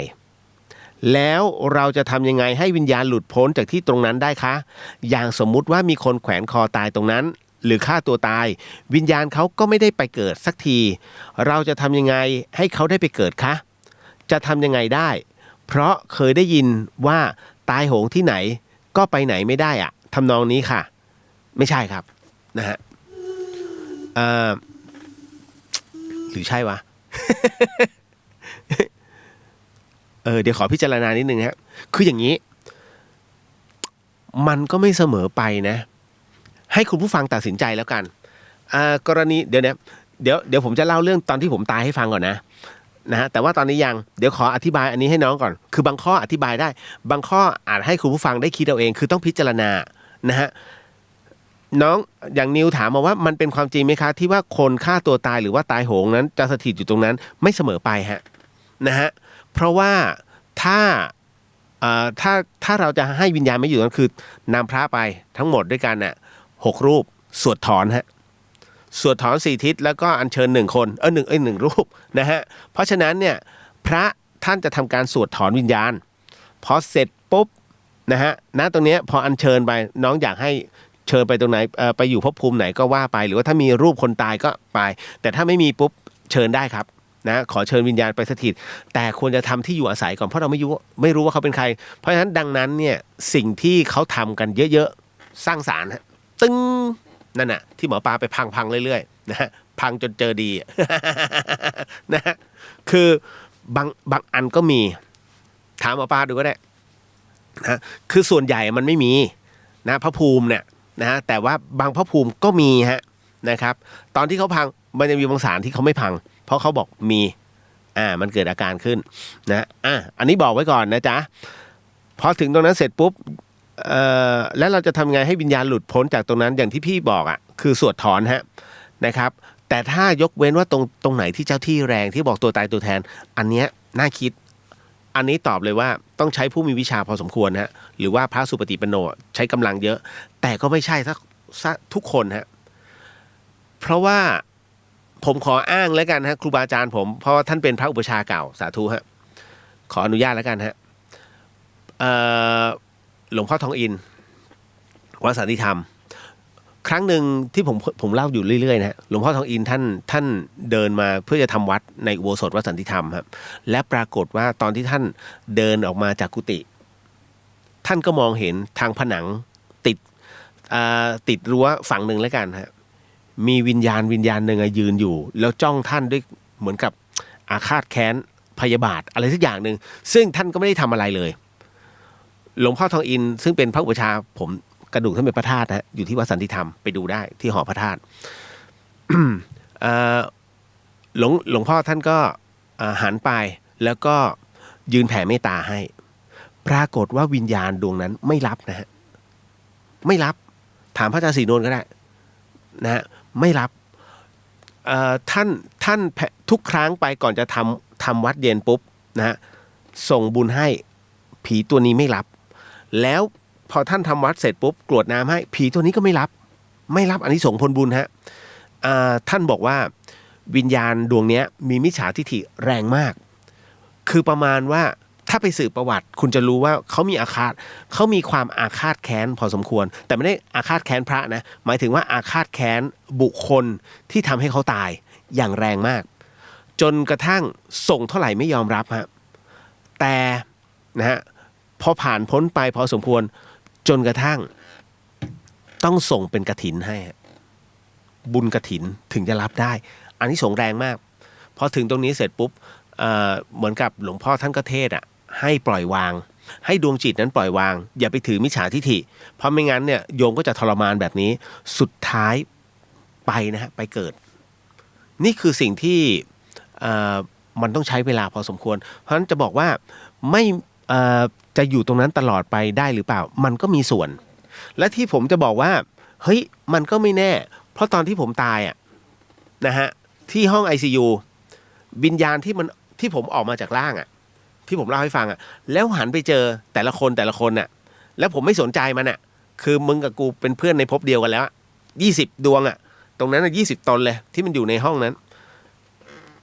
รู้รุ่นพี่ยันรุ่นป้ายันดึกเลย คิดว่าน่าจะเป็นวิญญาณที่เก่าก่อนมาแล้วนะกับอีประเภทที่เดินสวนแล้วก็หันมาแล้วเละไปข้างหนึ่งที่มาขอบุญหน่อยผมว่าเฮ้ยนั่นมันก็ทำให้เราคิดได้ว่าเฮ้ยทำไมเขายังไม่ไปเกิดถูกไหมเนี่ยผมก็พอน้องถามมาเนี่ยเฮ้ยผมเพิ่งแวบเลยนะนึกในใจปัจจุบันถึงนี้6-7 ปีแล้วเฮ้ยทำไมเขาไม่เกิดทำไมเขายังอยู่ในห้อง ICU ซึ่งเขาตายก่อนผมนั่นนะฮะนั่นคือสิ่งที่เราเจอไงนะก็เป็นไปได้นะน้องถ้าเป็นอย่างนี้คือพิจารณาเอาแล้วกันอาจจะมีลืมไปผมเคยเล่าเรื่องทำไมออกจากโรงพยาบาลไม่ได้เพราะว่าติดคือญาติเอาศพออกแต่ไม่ได้ทำพิธีคือทำพิธีไม่ถูกต้องประมาณแค่ล่างวะอย่าลืมทุกอย่างมีดวงจิตอยู่เขาออกจากโรงพยาบาลไม่ได้เพราะว่ามีเทพประจำโรงพยาบาลอยู่นะฮะก็จะมีท้าวเวสสุวรรณอยู่นะฮะทุกที่โรงพยาบาลจะดูข้างหน้าเลยติดตรงนั้นออกไม่ได้ก็อาจจะเป็นไปได้นะฮะอันนี้บอกไว้ก่อนนะฮะน้องนิวที่เหลือคิดเอาเองนะจ๊ะนะครับต่อมาเริ่มมันหลายคนเริ่มมันเดี๋ยวนะฮะแป๊บหนึ่งนะน้องถามมาว่าอะไรคุณศักดิ์ชัยบอกว่าต่อจากเมื่อวานพี่ผมถามนะครับเรื่องขนมบวกน้ำแดงที่วางตามต้นไม้ครับผมเห็นปุ๊บก็จะเดินเลี่ยงๆแต่ผมเห็นบางคนเดินเตะจะมีผลกระทบกับเขาไหมเหมือนชัยฤทธิ์คือประมาณว่าจะถูกอำหรือเปล่าไม่รู้แต่ที่รู้คืออย่างนี้ฮะมันมีบางประเภทที่คืออย่างนี้เวลาที่เขาเอาไปวางไว้เนี่ยนะฮะถ้าคนเขาจุดธูปเนี่ยคุณดูธูป1 ก้านธูป1 ก้านเนี่ยบรรดาสัมภเวสีจะซัดให้หมดภายในธูป1 ก้านนะฮะหลังจากธูป1 ก้านสามารถล่ำลาได้แต่หลังจากนั้นเสร็จปุ๊บอาจจะมีบางส่วนที่ยังต้องมานั่งกินอยู่ถ้าเขา เตะในขณะที่เขาแย่งกันอยู่มันก็สวยแต่ถ้าทั้งหมดทั้งมวลเหมือนกับว่าเป็นของเหลือแล้วจบแล้วก็ไม่เป็นไรนะฮะมันก็จะมี2 อย่างภัยบอกว่ายุงกัดเราตบยุงตายบาปแน่นอนแต่เขาทำเราก่อนจะบาปมากไหมครับตบเพื่อความเผลอถือว่าไม่เจตนาเคยไหมตบด้วยความเผลอกำลังทำนู่นทำนี่อยู่อะป่ะอุ๊ยเจ็บพั่วเฮ้ยลืมว่ายุงกัดซวยแล้วอย่างเงี้ยอย่างนี้ไม่มีปัญหาแต่จริงๆแล้วถามว่าบาปไหมทุกชีวิตแหละฮะเรื่องของการฆ่านะฮะเดี๋ยวเนี่ยมันจะอยู่ในเรื่องของภูมิด้วยนะฮะคืออย่างนี้เรื่องบางเรื่อง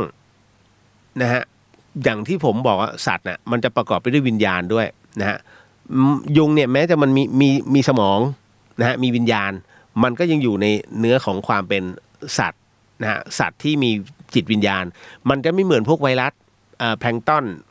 หรือว่าพวกอะมีบาปรสิตพวกเนี้ยที่มันเป็นสัตว์เหมือนกันแต่มันไม่มีวิญญาณนะฮะเพราะฉะนั้นมันทำหน้าที่ของมันแพร่เชื้ออันนี้ฆ่าถึงไม่บาปแต่กรณีทุกอย่างอ่ะมันมีเหตุปัจจัยเพียงแต่ว่าเหตุปัจจัยกรรมตัวนั้นน่ะมันไม่ส่งผลคือมันส่งผลน้อยมากกับชีวิตเรานะเพราะว่ามันเป็นสัตว์ไม่มีประโยชน์แต่ถ้าสัตว์มีประโยชน์เงี้ยค่อยมาว่ากันฆ่าช้างอย่างเงี้ยอันเนี้ย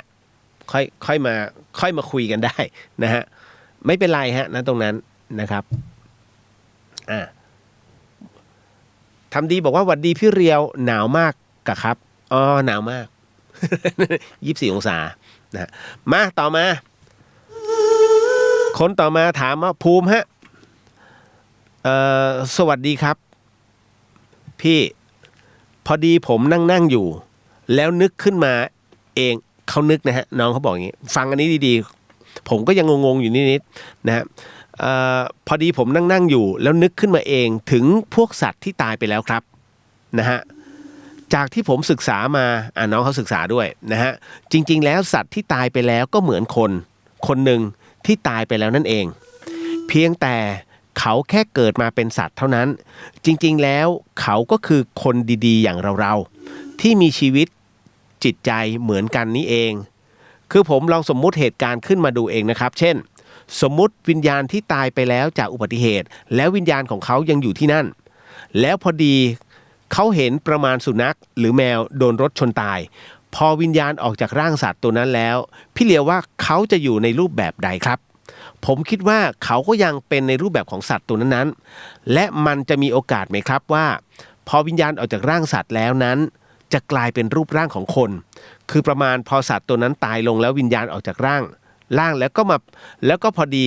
คุยกับวิญญาณของคนที่ตายจากอุบัติเหตุได้พอดีอะไรแบบนี้ครับนะฮะเข้าใจใช่ไหมฮะถ้าไม่เข้าใจผมอธิบายอีกรอบหนึ่งคือน้องเขามีความรู้สึกว่าอันที่หนึ่ง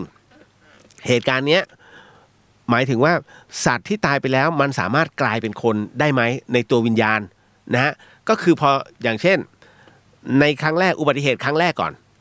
อุบัติเหตุครั้งแรกคือรถชนคนตึ้งแล้วเสียชีวิตนะฮะวิญญาณออกจากร่างคนนั้นนั่นคือคนแล้วมาเป็นอุบัติเหตุครั้งที่2ในจังหวะเดียวกันเลยรถคันนี้เอาไปฉลับทับหมาทับแมวปึ้งแล้วปรากฏว่าน้องเขาสงสัยว่าไอ้หมาแมวที่ทับณตรงนั้นเนี่ยจุดตรงนั้นเนี่ยที่ต่อเนื่องเนี่ยพอมันตายลงปุ๊บมันสามารถออกมาแล้วเป็นคนได้เลยหรือเปล่าแล้วพูดคุยกันพอดีอย่างเงี้ยเป็นต้นได้ไหมคำตอบคือได้ครับอย่างงนะอันเนี้ยอยู่ในหนังสือตายแล้วไม่สูญเดี๋ยวนะตายแล้วไม่สูญไม่ใช่สิตายแล้วถูกแล้วตายแล้วไม่สูญแล้วก็ตายแล้วไปไหนนะฮะมันเป็นเรื่องที่88หน้าที่เท่าไหร่ผมจำไม่ได้แล้วมันเป็นเรื่องที่88นะฮะอันเนี้ยต้องบอกก่อนว่าเรื่องราวของสัตว์นะฮะมีอันนี้ของหนังสือของพระราชพรหมยานนะฮะท่านบอกอย่างนี้ฮะว่าสัตว์เนี่ยมันมีทั้งมาชดใช้กรรมผมก็ยังเล่าอยู่เรื่อยๆอย่างไอ้หมีเนี่ยนะฮะหรือว่าหูตั้งเป็นอดีตทหารเรือแต่ไปทำกรรมอะไรไม่รู้อะแต่เกิดมาเป็นหมาพอตายปุ๊บเนี่ยมันจึงกลายเป็นคนนะฮะเป็นวิญญาณของคน เหมือนกันกับหมีเหมือนกันพอตายปุ๊บวิญญาณก็มาเป็นคนเหมือนกับอีกอันนึงหมาที่วัดอัมพวันฮะจำได้ไหมผมจะเล่าเรื่องนี้ตลอดเลยฮะที่มีคนหนึ่งที่หลวงพ่อจรัญเนี่ยกำลังจะเดินขึ้นทำวัดแล้วผู้ชายคนนี้เดินมากราบเท้าหลวงพ่อแล้วก็มาลาบอกหลวงพ่อครับจำผมได้ไหมครับผมจะไปเกิดแล้วนะครับนะฮะหลวงพ่อก็งงอะไรวะ ผมก็คือหมาตัวที่หลวงพ่อเคยให้ข้าวนะฮะบัดนี้ผมตอนนี้ใช้กรรมหมดแล้วจะขอไปเกิดแล้วครับนั่นคือหลวงพ่อจรัญท่านพูดเลยเรื่องนี้ฮะนะครับเพราะเกิดมาเพราะชดใช้กรรมก่อนจึงเป็นหมาเป็นสัตว์นี่แหละเป็นไปได้แต่ในขณะเดียวกันเดรัจฉานบางตัวก็คือเดรัจฉานหมายถึงว่าพอเขาตายปุ๊บเขาก็เป็นตัวนั้นนะฮะเป็นตัวนั้นเลยเป็นโอปปาติกะตัวนั้นแต่สามารถพูดคุยเป็นคนได้ไหมพูดคุยได้ฮะเมื่ออยู่ในภพภูมินั้นแล้วเนี่ยสัตว์สามารถคุยกับมนุษย์สามารถคุยกับวิญญาณด้วยกันเนี่ยได้รู้เรื่องนะฮะครั้งหนึ่งอันนี้ฟังเล่นๆนะคุณอย่าเชื่อมากใช้หลักกาลามสูตรนะฮะครั้งหนึ่งที่มีการเบิกความนะให้สรรพสัตว์มาเป็นพยานมันอยู่ในหัวข้อของเรียกเดรัจฉานมาเป็นพยานนะฮะว่าคนคนนี้เคยฆ่าพวกเจ้าใช่ไหมเราสรรพสัตว์ทั้งหมดบอกว่าใช่คนนี้แหละที่ลงมือฆ่าเรียบร้อยเลยนั่นนะฮะอันนี้คือผมอ้างอิงจากหนังสือนะฮะแต่เรื่องราวของหมาแล้วก็เป็นวิญญาณนั้นอันนั้นเนี่ยเป็นเรื่องราวที่ท่านได้เทศนะฮะให้กับศิษยานุศิษย์ได้ฟังนะฮะกับประกอบกับไอ้หมาไอ้เจ้าหมีที่ธรรมสถานเนี่ยครูบาอาจารย์สายกรรมฐานเนี่ย3รูปด้วยกันต่างกรรมต่างวาระบอกเลยไอ้นี่มาเกิดได้ยังไง มาเกิดชดใช้กรรมเพราะว่าเคยดูหมิ่นครูบาหลวงวัดไฟหินไว้นะฮะนั่นแหละจึงเกิดเป็นหมาตอนนี้เขาไปแล้วเขาไปดีแล้วนะฮะนะจ๊ะเป็นไปได้นะจ๊ะนะฮะเอาล่ะไม่ต้องสงสัยฮะมันแล้วแต่บุพกรรมของแต่ละคนนะฮะอย่างที่ผมบอกอะลองไปถามพี่ไพศาลไปนะฮะไอ้ที่ไปเกิดเป็นแมงมุมไปเกิดเป็นปลาทูเงี้ยนะฮะไปเกิดเป็นอะไรเป็นเพราะว่ากรรมที่เขากำลังสร้างอยู่สลากำลังสร้างอยู่มันมีสลากกลุ่มหนึ่งเมาแล้วเอาไม้โยนนี่แน่ไปแกล้งเขาไงนะกรรมการแกล้งในเรื่องของการสร้างศาสนสถานนะนู่นเลยเกิดเป็นปลาทู5 ตัวพร้อมกันนั่นแหละก็แก๊งวงเล่าเรียบร้อยฮะเอาละจบไปนะภูมิเหนื่อยเนอะ เวลาตอบคำถามสนุกแต่มันเหนื่อยนะฮะไผ่บอกว่าส่วนมากผมจะตั้งใจตบทุกครั้งที่ยุงกัดเพราะปัดแล้วมันก็ยังกัดอยู่ครับพี่เลียวนั่นครับคือตัวกรรมของคือยุงเนี่ยมันเป็นสัตว์ที่ไม่มีประโยชน์อันเนี้ย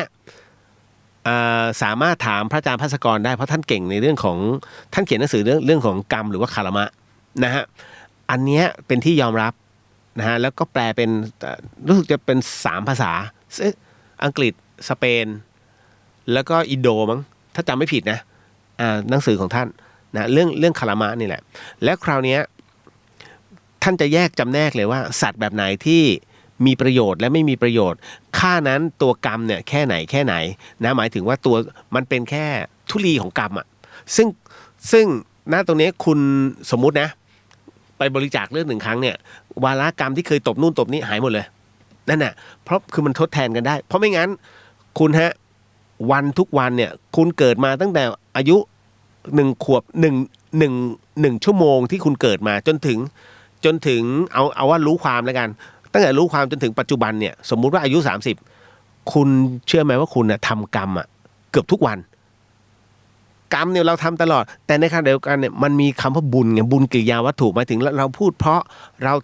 าอยู่นิ่งๆของเราไม่ได้เบียดเบียนใครนี่คือบุญนะฮะเพราะฉะนั้นมันจึงทบไงมันจึงไม่เกิดว่าตัวกรรมที่อะไรเกิดขึ้นนะฮะเพราะฉะนั้นมันมีการลบบุญลบกรรมมันเกิดขึ้นทุกวันเราทำบุญไปด้วยและทำกรรมพร้อมกันไปด้วยฮะผมไม่งั้นตายโหงนะไม่ต้อง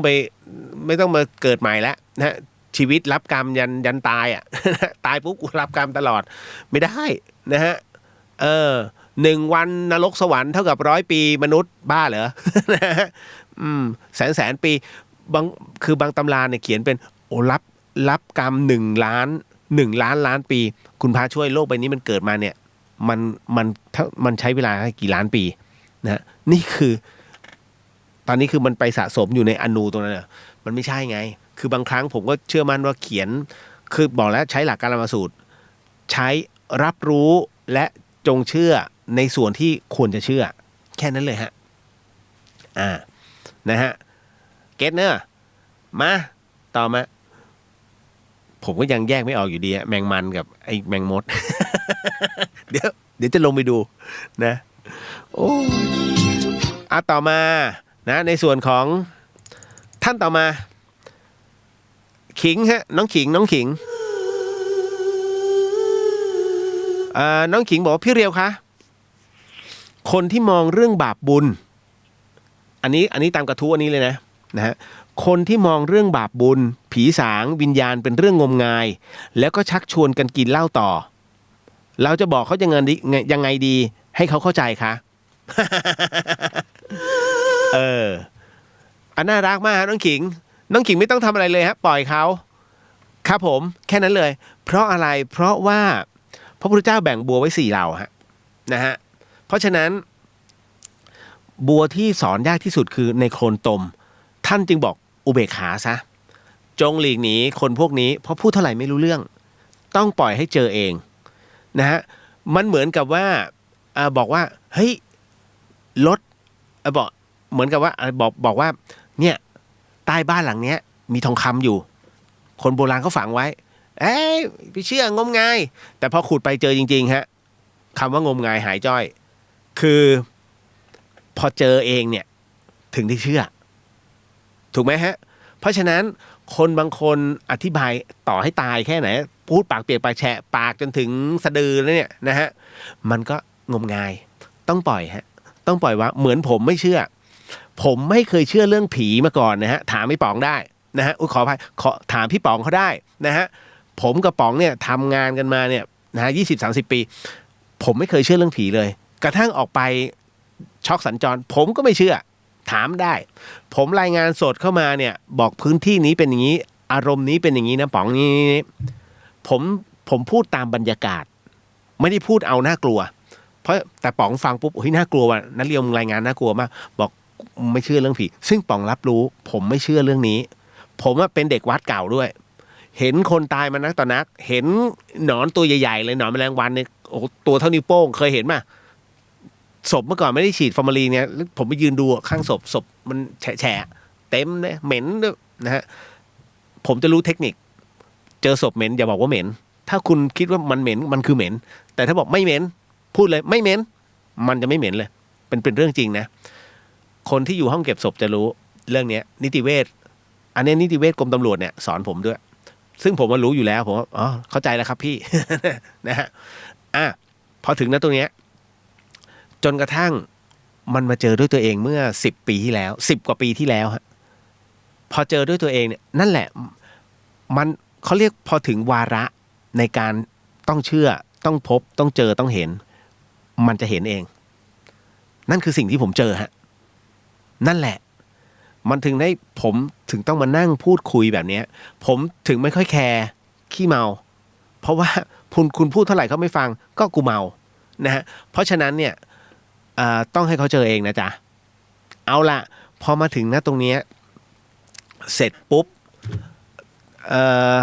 ถ้าจะอธิบายฮะยากคุณจะอธิบายไงเมาเฮ้ยอย่าไปเชื่องมงายผมเคยแล้วผมไม่เชื่อเรื่องนี้นะหมายถึงว่าจะอธิบายให้คนเมาฟังไม่รู้เรื่องแต่พอได้พูดคุยปุ๊บพูดคุยอยู่แค่ยังไม่จบประโยคหรอกเขากินเหล้าต่อเพราะฉะนั้นคิดว่าเสียน้ำลายเปล่านั่นนะฮะวันที่เขาเจอคือวันที่เขาระลึกถึงเรื่องละคือจิตเขาจะนึกถึงสิ่งที่ผมเคยพูดไว้นั่นแหละนะฮะน้องขิงไม่ต้องไปสนใจนะฮะเรื่องตรงนี้นะจ๊ะ เยอะไม่ต้องห่วงผมเจออยู่เรื่อยๆนะครับคุณยุทธกรบอกว่าแมงมันตัวโตหัวเล็กสีออกแดงๆวัดจากหัวถึงตูดแล้วประมาณ 1.5 เซนครับหัวเล็ก อ๋อหัวเล็กใช่ไหมเอ้ยงั้นก็มีนะตัวโตหัวเล็กอ่ะไอ้ยนี่หัวโตไว้ ส่วนใหญ่หัวโตถึงน่ากลัวพี่บอกเฮ้ยน่ากลัวว่ะ นะเอาล่ะมาคนต่อมาโอ้นี่วันนี้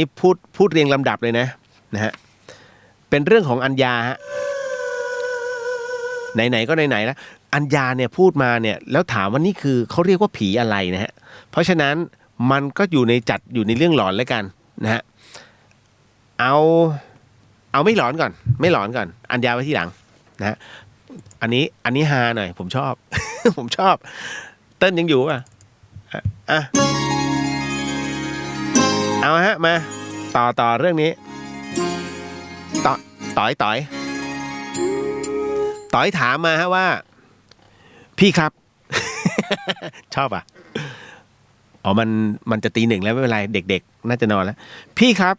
การใช้ถุงยางหรือยาคุมกำเนิดเนี่ยถือเป็นการฆ่าสัตว์หรือเปล่าครับผมยังติดใจอยู่ครับติดใจอะไรติดใจใช้ถุงไม่ใช่ถุงเหรอ นะฮะชอบถามได้คุณคิดว่าไงผมเชื่อมั่นหลายคนก็คงจะคิดเหมือนมีคำตอบอยู่แล้วใช่ไหมนะฮะว่าการใช้ถุงยางหรือว่ายาคุมเนี่ยนะมันเป็นการฆ่าสัตว์หรือเปล่าการทำงานไม่เหมือนกันนะฮะต่อย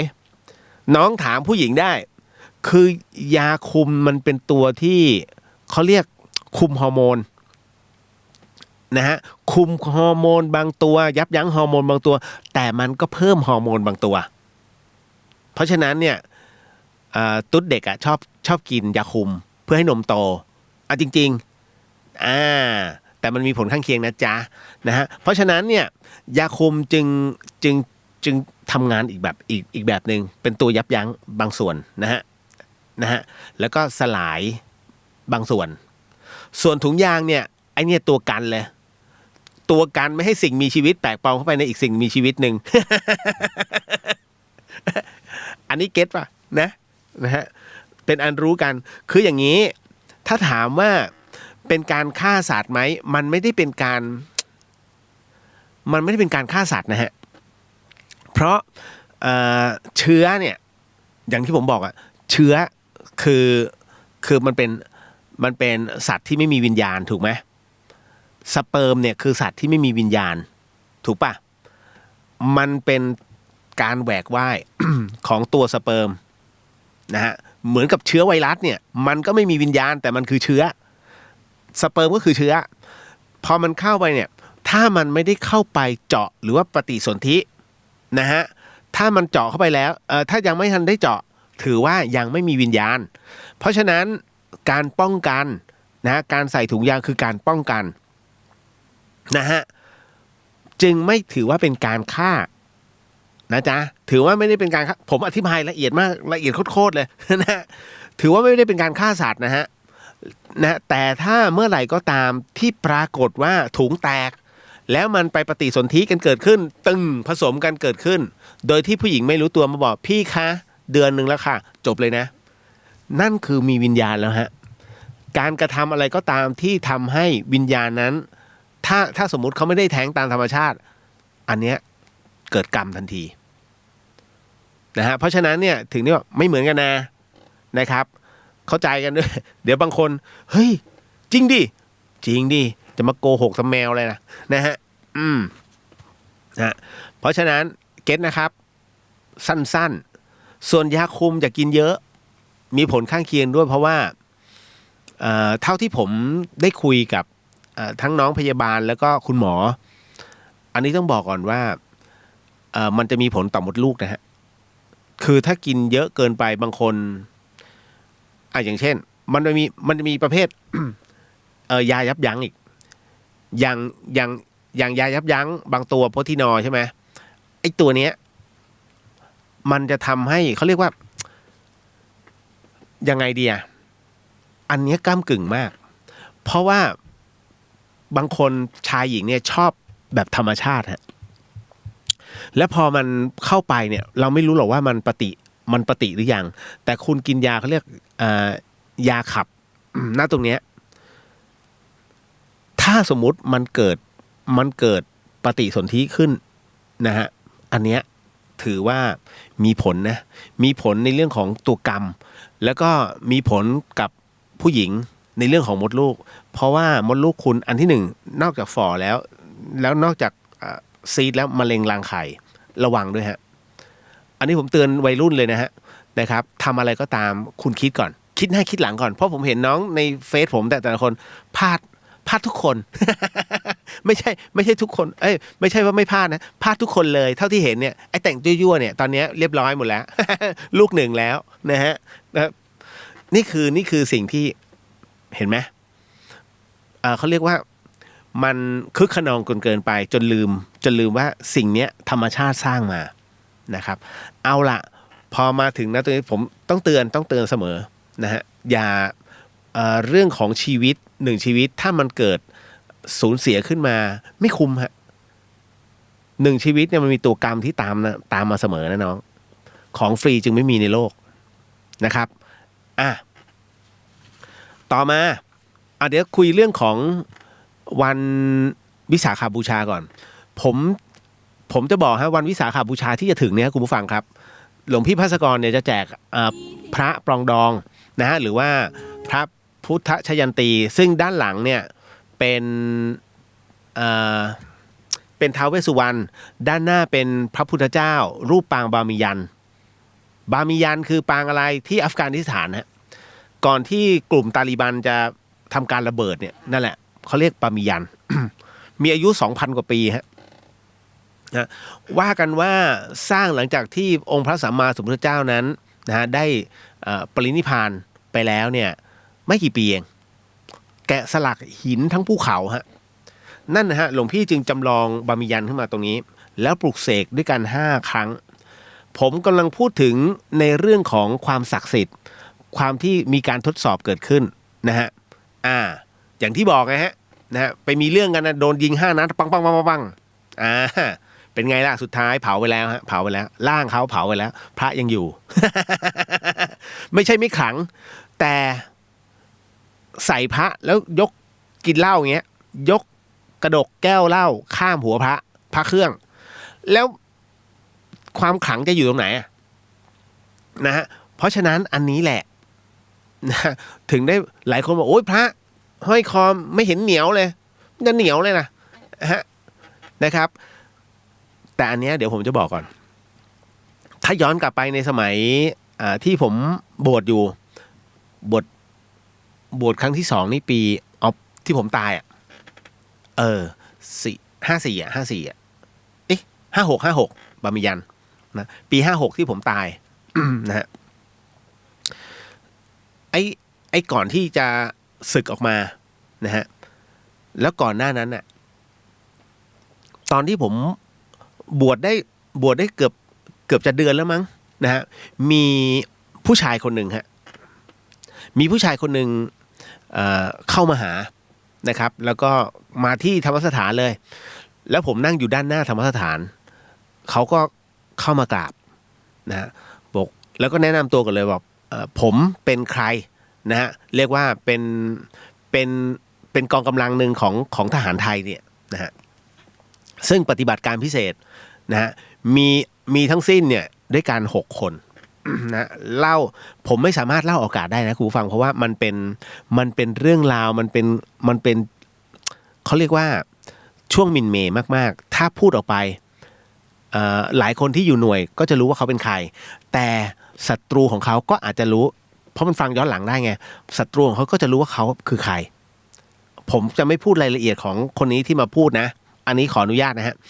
แต่เขาบอกว่าผมก็คือหน่วยทหารพิเศษนี่แหละที่ลงไปประจำการที่ภาคใต้แล้วตอนนี้ก็เลยบอกว่าขวัญและกำลังใจมันไม่ค่อยมีเลยนะฮะหลวงพี่ผมก็อยากได้อะไรบ้างที่มันเป็นขวัญและกำลังใจให้กับผมนะฮะเพื่อที่จะทำการปฏิบัติการผมก็ตอนนั้นเป็นพระไงเอาไงดีวะเราก็มานั่งนึกเรามีอะไรของขลังอะไรบ้างอันนู้นอันนี้อันนั้นนึกขึ้นได้ลืมไปหลวงพี่ท่านเพิ่งจะตอนนั้นก็คือท ทำพระพุทธชยันตีเพิ่งจะปลุกเสกใหม่ๆแล้วจำได้ว่าหลวงปู่บุญมาเคยทดสอบให้ดูก็คือเอาพระผมมันไม่ได้หยิบมาขออภัยด้วยครับเอาพระใส่มือแล้วหลวงปู่บุญมาเฉือนเลยวัดบ้านแก้งนะฮะไม่เข้าแต่หลวงปู่ให้พี่กรรมอ่ะแล้วจะเฉือนอ่ะผมไม่เอา ผมไม่เสี่ยง นะฮะแต่ไม่ใช่คือท่านก็ลองของท่านให้ดูไม่เข้าจริงคุณผู้ฟังพอถึงตรงนั้นเสร็จปุ๊บก็เลยเอาเนี้ยให้บอกโยมเอาไว้เนี่ยอันเนี้ยหลวงพี่บอกเลยว่าเนี่ยปลุกเสกมาด้วยกัน5 ครั้งนะอธิบายหมดเลยตึ้งแล้วก็หลวงพ่อคูณก็ปลุกเสกด้วยนะบอกงี้โอ้โหแกดีใจมากพอเสร็จปุ๊บก็เลยบอกว่าหลวงพี่ครับทีมผมมีอีก5 คนเหมือนกันผมอยากเอาไปให้เขาก็เลยเอาไปให้ไปอีก5 คนเสร็จปุ๊บเพื่อจะไปทำภารกิจต่อที่ภาคใต้นะที่ยะลาปัตตานีเนี่ยพอเสร็จปุ๊บหายไป2 เดือนนะฮะเขาขึ้นมาอีกรอบหนึ่งหายไป2 เดือนนี่คือจะออกพรรษาอยู่แล้วเขามาหาเนี่ยที่ธรรมสถานนะก่อนจะออกพรรษาอีกรอบหนึ่งมาถึง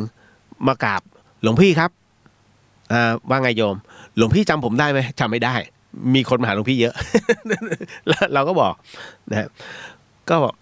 คนที่หลวงพี่ให้พระไปไงผมที่เป็นหน่วยทหารที่ภาคใต้บอกเอ้าเหรอหลวงพี่ครับหลวงพี่เห็นข่าวไหมข่าวอะไรโยมแล้วเราไม่รู้เรื่องไงแล้วตอนนั้นคือลูกน้องผมไปปฏิบัติการแล้วก็ซ้อนมอเตอร์ไซค์และปรากฏว่าโดนระเบิดที่เขาวางจุดด้วยมือถือตอนนั้นนะฮะที่เอาแก๊สแล้วฝังถนนไว้ตุ้มที่ตาย3แล้วเจ็บ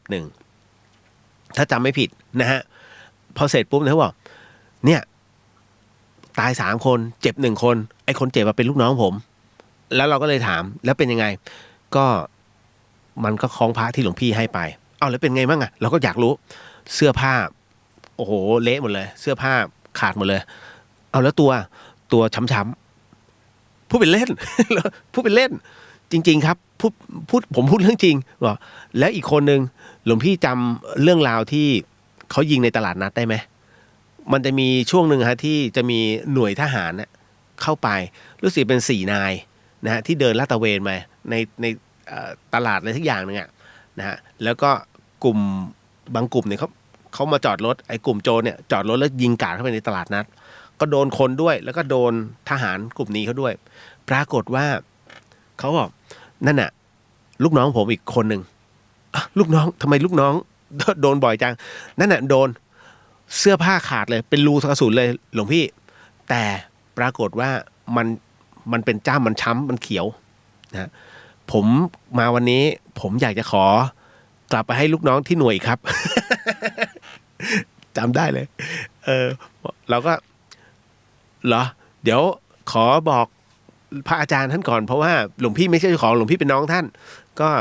เอาไปเยอะเดี๋ยวท่านก็จะว่าเอาได้ตำหนิเอาได้เอางี้เดี๋ยวรอให้ท่านส่งไปนะฮะเบ็ดเสร็จนะรู้สึกหลวงพี่พัฒกรเลยส่งลงใต้ไปมั้งนะตอนนั้นเยอะเหมือนกันเป็น1,000 องค์นะฮะให้กับหน่วยนั้นไปหลายหน่วยไม่ให้หน่วยนะกระจายคือผมก็ถือว่านอกจากเรื่องราวที่ผมเคยได้ยินรุ่นเราสู้ของหลวงปู่แหวนเพิ่งจะเจอเนี้ย ของหลวงพี่ที่ให้กับหน่วยงานของราชการไปแล้วเขาก็เอามาพูดกันนั่นน่ะก็วันวิสาขบูชา20 ท่านเนี่ยจะได้รับนะแต่ถ้าใครที่ไปนะฮะไม่ได้ลงชื่อเนี่ยอาจจะไม่อยู่ในตัวลานนะฮะแต่อาจจะต้องให้กระจายนะอันนั้นก็แล้วแต่ท่านเมตตาแล้วกันนะอันนี้พูดเล่าเรื่องราวของพระปางนี้ให้ฟังก่อนแค่นั้นเองเดี๋ยวหลายคนไม่เข้าใจนะฮะเอาสวัสดีค่ะเติ้ลอันนี้ไตเติ้ลหญิงนะฮะอันนั้นเมื่อกี้ที่ทักมาเติ้ลชาย อันนั้นเติ้ลภาคภูมิฮะนะฮะวันนี้คุณศักดิ์ชัยบอกว่าพูดถึงเรื่องถุงยางแล้วนึกขึ้นได้ว่าผมน่าจะมีลูกอยู่ที่12 ปันนาเพราะครั้งหนึ่งเคยไปนวดแล้วเวรกรรมแล้วมีอะไรกับหมอนวดอันนี้เล่าให้ฟังเลยแล้วถุงแตก ผ่านไปได้3 เดือนกลับไปหาหมอคนเดิมเฮียที่ดูแลบอกว่ากลับบ้านไปแล้วไม่รู้ท้องกับใคร เวรกรรมนะฮะไปคลอดลูกที่บ้านเขานะฮะอันนี้ตอบไม่ได้ อันนี้พี่ช่วยไม่ได้ ยกเว้นขณะทำถ้ามีปัญหาก็ถามพี่ เดี๋ยวมาอีกคนหนึ่งคนสุดท้ายนะฮะโอ้ยเรื่องราวสนุกเดี๋ยวนะฮะมาคนสุดท้ายเดี๋ยวเมื่อกี้ไม่ได้เล่าเรื่องของคุณอัญญานะอัญญานะฮะมาเข้าสู่เรื่องหลอนฮะครูฟังครับที่คุณอัญญาเขาสงสัยไปครับฮึบเรื่องราวที่น้องถามมาอัญญาถามมาว่าคือเมื่อหลายปีก่อนช่วงสงกรานต์พี่เลียวแฟนหนูเนี่ยมาจากกรุงเทพอันนี้น้องเขาอยู่ภาคใต้นะฮะบ้านเขาอยู่ติดทะเลนะฮะแล้วแต่ว่าเขามาจากกรุงเทพแต่เขาเป็นคนที่อยู่ในจังหวัดเดียวกับหนูนะก็คือไปทำงานแล้วกลับมานั่นแหละก็คือมากลับมาหาหนูที่ต่างจังหวัดพอมาถึงเนี่ยเรียกว่ามาถึงที่หนูอยู่เนี่ยก็ถึงก็ประมาณ 3-4 ทุ่มแล้วนะฮะจึงไปหาห้องพักกันแต่เพราะว่าช่วงนั้นเป็นช่วงเทศกาลห้องพักเนี่ยแถวเขตที่หนูอยู่จึงเต็มทั้งหมดเลยขับหาห้องพักไปเรื่อยๆจนกระทั่งดึกนะฮะประมาณเที่ยงคืนกว่าพอดีว่าถนนเส้นที่กำลังขับรถอยู่นั้นนะฮะมีทางเข้าไปที่ทะเลที่ไม่ใช่แหล่งท่องเที่ยวค่ะเป็นแค่ชายหาดไม่มีร้านอาหารหรือห้องพักใดๆนะฮะพอมีแค่บ้านคนช่วงทางเข้านะในช่วงทางเข้ามาแค่นั้นเองแต่ก่อนจะถึงทะเลช่วงหนึ่งเนี่ยมันจะมีแค่ป่าและบ้านพักให้ฝรั่งเช่าอยู่ห่างออกไปแต่บริเวณชายหาดจะมีไฟจากเสาอยู่1 ดวงค่ะหนูกับแฟนขับรถเข้าไปถึงก็เห็นมีรถจี๊ป1 คันและคนนั่งอยู่กับหมาตัวหนึ่งที่ชายหาดห่างจากถนนลงไปเล็กน้อยหนูยังพูดกับแฟนเลยว่านี่ยังดีนะมีคนมาเหมือนกันแต่ก็ดึกแล้วนะฮะแล้วก็หาที่จอดรถนะฮะเรียกว่าห่างจากรถแล้วก็คนที่นั่งที่ชายหาดไม่มากนะหนูเปิดกระบะท้ายรถนั่งคุยกันไปได้สักพักหนึ่งก็รู้สึกแปลกใจเหมือนกันค่ะพี่เลียวรู้สึกแปลกใจว่าทำไมคนที่นั่งอยู่ที่ชายหาดกับหมาถึงไม่ขยับเลยแม้แต่น้อยคือมันนั่งนิ่งมากโดยเฉพาะคนแม้แต่ตอนที่หนูขับรถเข้าไปเนี่ยก็ไม่มีการหันมามองนะฮะไม่มีอะไรเลยมีแต่หมาเท่านั้นที่หันไปมองทางชายหาดนะฮะทางด้านขวามือครั้งเดียวแล้วก็กลับไปมองแบบหน้านิ่งๆอยู่แบบนั้นหนูเริ่มไม่ได้คุยกันเรื่องอื่นแล้วล่ะตอนนั้นน่ะคุยแต่เรื่องผู้ชายที่นั่งคู่กับหมามันแปลกนะเขานั่งนิ่งมากเกินไปหรือเปล่าเธอหนูนั่งปองไปพูดถึงผู้ชายคนนั้นไปสายตาก็เหลือบไปเห็นเงาดำๆรูปร่างเหมือนคนกำลังเดินขึ้นมาจากชายหาดด้านล่างค่ะพี่เลียวเดินมาได้กลางชายหาดห่างจากคนที่นั่งอยู่สักประมาณ50 เมตรและกำลังจะเดินมุ่งหน้าตรงมาทางหนูห่างจากหนูก็พอๆกันกับคนที่นั่งอยู่ที่ชายหาดหนูก็บอกแฟนว่าใครกำลังเดินเข้ามาทางเราไม่รู้นะใกล้จะมาถึงเราแล้วล่ะแฟนก็เลยบอกว่าให้ขึ้นรถเราก็เลยนะฮะคือต้องบอกว่าเรา2 คนก็เลยรีบกลับขึ้นรถแล้วจากนั้นก็สตาร์ทรถนะฮะพอหักหัวรถเพื่อที่จะกลับเท่านั้นล่ะพี่เลียวนะฮะน้องก็บอกว่าก่อนที่จะขึ้นรถเนี่ยหนูเห็นว่าคนที่เขาเดินขึ้นมาจากทะเลเนี่ยเดินใกล้เข้ามาที่ทางหนูเนี่ยไม่ถึง10 เมตรแล้วลักษณะที่เห็นเป็นเง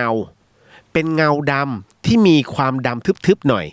ผมยาวๆหยิกๆเหมือนใส่ชุดยาวๆไม่เห็นหน้านะไม่เห็นสีผิวเป็นแค่เงาดำๆแต่ดำเข้มกว่าเงาปกติพอหนูขึ้นรถแล้วกลับหัวพอกลับหัวเสร็จปุ๊บหันไปดูข้างหลังว่าเขาเดินไปไหนแต่ก็ไม่เห็นว่ามีใครแล้วซึ่งก็ไม่น่าจะเดินไวขนาดนั้นที่สำคัญแฟนหนูเหมือนจะไม่เห็นเหมือนที่หนูเห็นตั้งแต่แรกแล้วล่ะเพราะเขากลับรถเสร็จก็ยังไม่ขับออกแต่ชะลอดูแล้วก็พูดขึ้นมาว่าไหนวะถ้าเป็นคนเนี่ยต้องยิงโดนแล้วล่ะนะฮะหนูก็บอกว่ากลับเถอะแล้วก็ขับออกไป นะฮะแล้วหนูก็พูดตามที่หนูเห็นแต่แฟนหนูเขาเงียบอย่างเดียวจนผ่านไป 2-3 ปีหลังจากที่หนูเห็นแล้วเนี่ยก็มีเพื่อนในกลุ่มหนูเนี่ยที่ไปเที่ยวที่เดียวกันเลยค่ะบริเวณที่จอดรถที่เดียวกันเลยค่ะเวลาก็ดึกๆเหมือนกันแบบเนี้ยแล้วก็เห็นแบบเดียวกันเลยพอเพื่อนเล่าขึ้นมาเท่านั้นแหละหนูให้เขาบอกก่อนเลยว่าเห็นแบบไหนเขาก็บอกเหมือนที่หนูเจอเป๊ะเลยหนูก็เลยอยากรู้ว่ามีใครเคยเจอแบบหนูหรือว่าคล้ายๆกันไหมเขาเรียกแบบนี้ว่าผีทะเลได้หรือเปล่านะฮะน้องถามนะว่ากลุ่มควันที่เจอน่ะผีทะเลหรือเปล่านะฮะอันนี้ต้องตอบอัญญานะฮะบอกว่าไม่ใช่ฮะคือผีบกผีทะเลไม่แยกฮะนะครับนะฮะมันไม่ใช่สัตว์ครึ่งบกครึ่งน้ำนะจ๊ะนะผีก็คือวิญญาณฮะนะครับเพราะฉะนั้นวิญญาณเนี่ยแน่นอนที่สุดจะไปทางไหนก็แล้วแต่นะฮะมันก็คือวิญญาณกลุ่มควันนั้นแน่นอนที่สุดก็น่าจะเป็นสัมภเวสีวิญญาณที่อยู่แถวๆนั้นแหละนะเพราะทะเลคุณเวลาที่หลายคนชอบเหลือเกินเรื่องนั่งเรือผมอะนึกก่อนเลยนั่งเรือเนี่ยโอเคไม่มีปัญหาเรือล่มทำไงวะ ผมว่าเป็นคนคิดเยอะนะฮะผมจะดูเสื้อชูชีพไปก่อนสมมุตินะนั่งเรือคว่ำทำไงดีเนี่ยจากนี่ถึงฝั่งโอ้โหนะฮะแล้วคิดเยอะผมว่ากลัวตอนนั้นนะฮะไม่ใช่ฮะนะก็คือสัมภเวสีทั่วไปนี่แหละจะตายในน้ำหรือว่าจะตายบนบกเรียกว่าสัมภเวสีเหมือนกันแหมตายทะเลเรียกผีทะเลเหรอและที่ตายในคลองไม่เรียกผีในคลองเหรอฮะ นะฮะไม่ใช่นะจ๊ะแต่เป็นการตายโหงนั่นแหละเกตเนอร์นะครับอันนี้จบลงไปผ่านไปหมดแล้วเรื่องราวคำถามนะฮะต่อมาเดี๋ยวนะผมกำลังดูอยู่ว่าจะเอาเรื่องไหนดีเยอะนี่แหละเรื่องอูนะฮะไม่มีถามเพิ่มเติมนะถ้าถามเพิ่มเติมผมไปไม่เป็นเลยนะฮะ นะโอเหนียวแน่นนะฮะYouTube ยังอยู่ดีใช่ไหมฮะ คิดถึง YouTube หลายกล้องอะงงฮะเอาละมาเดี๋ยวพรุ่งนี้ขอพักหนึ่งวันได้ไหมฮะพอดีพรุ่งนี้ผมมีภารกิจนิดนึงอันนี้บอกไว้ก่อนแล้วเดี๋ยววันศุกร์ก็เจอกันแน่ๆเพราะวันศุกร์ผมรู้หลายคนเหงาแต่ต้องดูเหตุการณ์ก่อนนะฮะว่าหลายคนถามมาเยอะเหลือเกินนะฮะแล้วก็อาจจะต้องตีพื้นที่เดี๋ยววันศุกร์วันแรงงานหลายคนหยุดนี่ใช่ไหมเตรียมออกไปไหนเปล่านะฮะเอาล่ะมาเข้าสู่เรื่องราวเรื่องสุดท้ายประจำค่ำคืนนี้ดีกว่าคุณฟังจะได้แยกย้ายกันไปนอน นะฮะผมยังไม่ง่วงหรอกเมื่อเช้าตื่นเกือบเที่ยงอะนะฮะพรุ่งนี้จะไปเมย่าคือห้างหนึ่งนะฮะที่จังหวัดเชียงใหม่ผมจะไปริมปิงข้างล่างนิดนึงนะฮะไปซื้อมันกุ้งเอาล่ะมาไร้สาระแล้วบอกออกแล้วเป็นธรรมะกึ่งไร้สาระนะฮะรายการนี้คืออยากคุยก็คุยไปเรื่อยเป็นเพื่อนคุณยามเหงา ดึกเลียวก็จะมาไปเข้าสู่เรื่องหลอนประจำค่ำคืนนี้นี่คือ The Hit FM 104.50 MHz วัดฝายหินครับคุณผู้ฟังครับ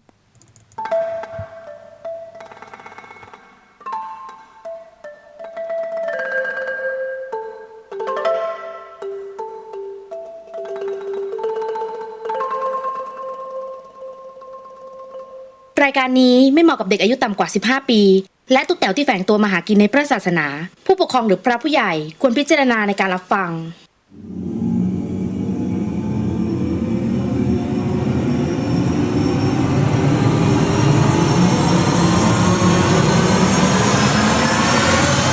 The เฮียน เข้าสู่ในช่วงเดอะเฮียนกับเฮียนสยอง2เรื่องในค่ำคืนนี้นะฮะเป็นประจำทุกค่ำคืนฮะนี่แค่2เรื่องนะเนี่ย โอ้โหเหมือนพูดเรื่องราวแบบหนักหนาสาหัสมากคือตอบคำถามน้องเยอะมาก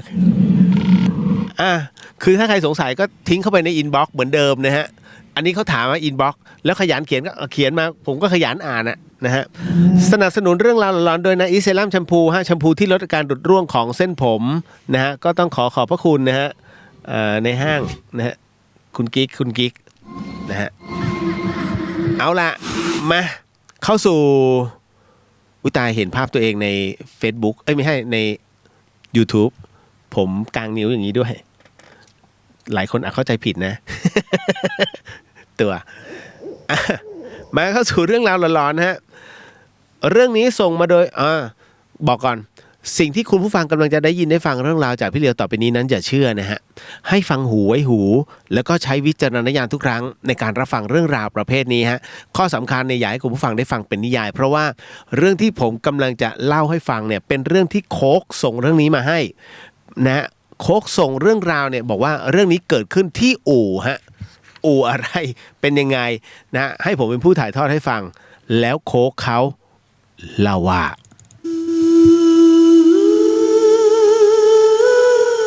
โค้กบอกว่าเหตุการณ์นี้ผ่านไปได้ประมาณ2 ปีแล้วพี่เลี้ยวนั่นก็คือแม่ผมเปิดร้านขายอาหารตอนกลางคืนครับข้างๆร้านแม่ผมเป็นอู่ซ่อมรถพี่เฮียเจ้าของอู่เนี่ยแกเป็นต้องบอกก่อนนะแกเป็นคนที่มีอัธยาศัยดีมากชอบมาคุยเล่นกับที่บ้านตลอดเลยนะแต่แกชื่ออะไรเนี่ยไม่รู้นะครับเพราะว่าผมกับแม่เนี่ยเรียกแกว่าเฮียตลอดนะฮะก็ต้องบอกว่าอู่เฮียเนี่ยแกจะเลี้ยงหมาไว้อยู่ด้วย2 ตัวฮะก็เข้าเรื่องเลยแล้วกันพี่โค้กบอกว่ามันมีอยู่คืนนึงหลังจากที่ผมกับแม่เนี่ยเก็บร้านเสร็จผมก็ลงมานั่งเล่นกันตรงม้าหินนะม้าหินอ่อนด้านทางด้านล่างสักพักหนึ่งปรากฏว่าหมาของเฮียเนี่ยก็เห่าหอนขึ้นมาเสียงดังเลยนะฮะเสียงดังหนวกหูมากตอนแรกผมก็ว่าจะไม่อะไรแล้วนะก็นั่งเล่นโทรศัพท์ต่อจนแม่ผมเนี่ยมาบอกให้ผมออกไปดูหน่อยสิหมามันเห่าอะไรนะฮะคือแม่เขาก็กลัวว่าจะเป็นโจรมาขึ้นบ้านเพราะปกติเนี่ยหมาของเฮียเนี่ยจะไม่เห่าดังและก็นานขนาดนี้ฮะโค้กบอกว่าผมก็เลยเดินไปดูครับพี่ปรากฏว่าพอไปถึงปุ๊บมันไม่ใช่โจรนะไม่ใช่โจรอะไรหรอกแต่ปรากฏว่ามันเป็นเฮียนั่นแหละเฮียแกไปยืนอยู่ตรงนั้นนะคือแกมายืนอยู่ที่หน้าบ้านผมก็เลยถามว่าอ้าวเฮียทำไมไม่เข้าไปบ้านนะไม่เข้าไปข้างในล่ะครับเฮียแกก็สายหน้าหันมาแล้วก็สายหน้าบอกว่าเฮียเข้าไม่ได้นะผมก็เลยโค้กบอกว่าผมก็เลยถามกลับไปฮะบอกว่าลืมกุญแจมาด้วยเหรอนะฮะแกก็ไม่ตอบนะแต่ก็กลับสายหัวแทนเล่นเอาผมก็งงฮะโค้กก็เลยบอกว่าเลยถามไปซ้ำอีกว่าเอ้าแล้วทำไมเฮียไม่เข้าไปข้างในล่ะครับแกก็ได้แต่บอกว่าเข้าไม่ได้โค้กบอกว่าผมก็เลยชวนเฮียเนี่ยมานั่งที่ร้านแม่ของผมก่อนนะเพราะตรงนั้นยุงมันเยอะแต่แกก็ไม่ยอมมาแถมหมาก็เห่าแล้วเห่าไม่หยุดซะด้วยนะฮะผมก็เลยไม่เซาซีแล้วนะฮะก็ตามใจเฮียเขาแล้วกันนะฮะโค้กบอกว่าผมก็เลยเดินกลับมาพี่เลียวผมก็เลยกลับมาที่ร้านนะฮะซึ่งแม่ก็ถามว่าทำไมไปนานจังหมาก็ไม่เห็นจะหยุดเห่าสักทีโค้กเลยบอกว่าผมขี้เกียจจะอธิบายให้แม่ฟังแล้วเนี่ยนะฮะก็เลยบอกไปว่าไม่มีอะไรซึ่งแม่ผมเนี่ยก็ไม่ได้ถามอะไรต่อปรากฏว่าผ่านไปสักพักหนึ่งฮะคุณผู้ฟังโค้กบอกว่าผ่านไปสักพักหนึ่งลุงทวนเนี่ยคนรู้จักกันเนี่ยซึ่งเป็นตำรวจปกติลุงเนี่ยแกจะมากินข้าวร้านแม่ผมทุกวันแต่วันนี้แกมาช้ากว่าทุกทีผมก็เลยถามไปว่าลุงทำไมวันนี้มาช้าล่ะลุงแกตอบกลับมาว่าโอ้ยพอดีมีคนแจ้งอุบัติเหตุเนี่ยตรงเนี้ยนะฮะตาย1 คนหน้ามันโคตรคุ้นเลยนะฮะแต่ลุงก็นึกไม่ออกว่าใครนะฮะโค้กกับแม่น่าจะคุ้นเหมือนกันนะและด้วยความที่อยากรู้ฮะโค้กบอกว่าด้วยความที่ผมอยากรู้ครับพี่ผมไม่รอช้าเลยนะก็เลยบอกว่าถามลุงว่าตรงไหนลุงอยากไปดูนะผมก็เลยรีบขับรถออกไปนะไปตรงจุดเกิดเหตุซึ่งมันอยู่ไม่ไกลฮะมันอยู่ไม่ไกลจากร้านนักผมขับรถเก๋งคันหนึ่ง ผมขออภัยโค้กบอกว่าผมเนี่ยเห็นรถเก๋งคันหนึ่งพี่เลียวสภาพมันพังยับเลยพังยับเยินเลยแต่ผมเนี่ยว่ารถมันคุ้นๆนะผมก็เลยลงจากรถไปเพื่อจะไปดูว่าใครนะฮะเพราะว่าลุงทวนเนี่ยบอกว่าหน้ามันคุ้นมากไทยมุงตรงนั้นเต็มเลยนะฮะพอผมเดินไปถึงเนี่ยนะก็เลยเข้าไปขอดูหน่อยนะตอนแรกเขาก็ไม่ให้เข้าเจ้าหน้าที่ไม่ให้เข้านะลุงทวนมาก็เลยบอกเอาให้มันเข้าไปดูหน่อยเผื่อจะรับรู้ว่าใครพอเดินไปถึงโค้กบอกว่าพอผมเดินไปถึงเนี่ยตรงประตูฝั่งคนขับพี่เลียวน้องบอกอย่างนี้ฮะว่าภาพที่เห็นเนี่ยทำเอาผมเข่าอ่อนไปเลยฮะเพราะร่างที่นอนจมกองเลือดอยู่นั้นนะมันคือเฮียนะเฮียที่อู่ซ่อมรถเนี่ยที่ติดกับบ้านผมนั่นแหละตอนแรกผมก็ยังคิดไม่น่าจะใช่นะเพราะว่าเลือดมันเต็มหน้าจนมองไม่เห็นนะมองไม่ชัดเลยแต่พอผมเนี่ยมองที่นาฬิกาที่ข้อมือเนี่ยผมมั่นใจเลยว่าเฮียแน่นอนนะฮะโค้กบอกว่าตอนนั้นเนี่ยผมทั้งงงทั้งสับสนมากเพราะเมื่อสักครู่ผมเพิ่งจะคุยอยู่กับเฮียนะที่หน้าอู่แกนั่นแหละผมก็เลยถามพี่หน่วยกู้ภัยว่าพี่ครับเขาตายไปนานหรือยังพี่กู้ภัยก็ตอบว่าไม่แน่ใจนะแต่มีคนโทรมาแจ้งประมาณชั่วโมงครึ่งได้แล้วผมก็เถียงพี่เขาไปว่าเป็นไปไม่ได้ฮะก็ผมอ่ะเพิ่งจะคุยกับเนี่ยคนที่เนี่ยคุยกับเขาที่หน้าอู่ไม่ถึงชั่วโมงนี้เองพี่กู้ภัยแกก็ยิ้มแล้วก็บอกผมว่าสงสัยน้องคงโดนดีเขาให้แล้วล่ะโค้กบอกพี่ผมอ่ะขนลุกวาบเลยกู้ภัยพูดงั้นผมรีบขับรถกลับมาที่ร้านแล้วก็บอกแม่ว่าแม่เฮียเขาตายแล้วนะทุกคนต่างก็ตกใจครับลุงทวนก็บอกใช่จำได้แล้วเฮียอู่ส้มรถนี่เองนึกอยู่ตั้งนานว่าใครจำหน้าไม่ได้นะฮะปรากฏว่าพอรุ่งขึ้นฮะคุณผู้ฟังแม่ผมก็ไปถามลูกน้องเฮียนะบอกถามว่าศพเฮียตั้งที่วัดไหนอะไรยังไงพอรู้แล้วเนี่ยช่วงเย็นๆแม่ผมก็ชวนผมไปงานศพเฮียผมก็บอกแม่ไปว่าไว้เดี๋ยวค่อยไปนะฮะเดี๋ยวโค้กไปวันเผาศพแล้วกันดีไหมผมกลัวนะแม่ผมก็โอเคคือตอนนั้นน่ะผมทั้งเสียใจแล้วก็กลัวเฮียแกมากๆเลยครับพอถึงวันเผาพี่เลียวผมก็ไปจุดธูปไหว้ศพเฮียแล้วก็พูดกับแกว่าเฮียครับมันเร็วมากเลยนะผมเสียใจจริงๆผมรักเฮียนะแต่เฮียไม่ต้องมาหาผมนะครับผมกลัวพอพูดจบปุ๊บผมก็ปักธูปลงแล้วผมก็รู้สึกว่าเหมือนมีมือมาลูบที่หัวผมเบาๆพอผมหันไปก็มันก็ไม่มีใครครับจากนั้นก็มีลมเย็นๆพัดมาวูบนั้นทำเอาผมขนลุกเลยฮะพี่เลียวพอหัน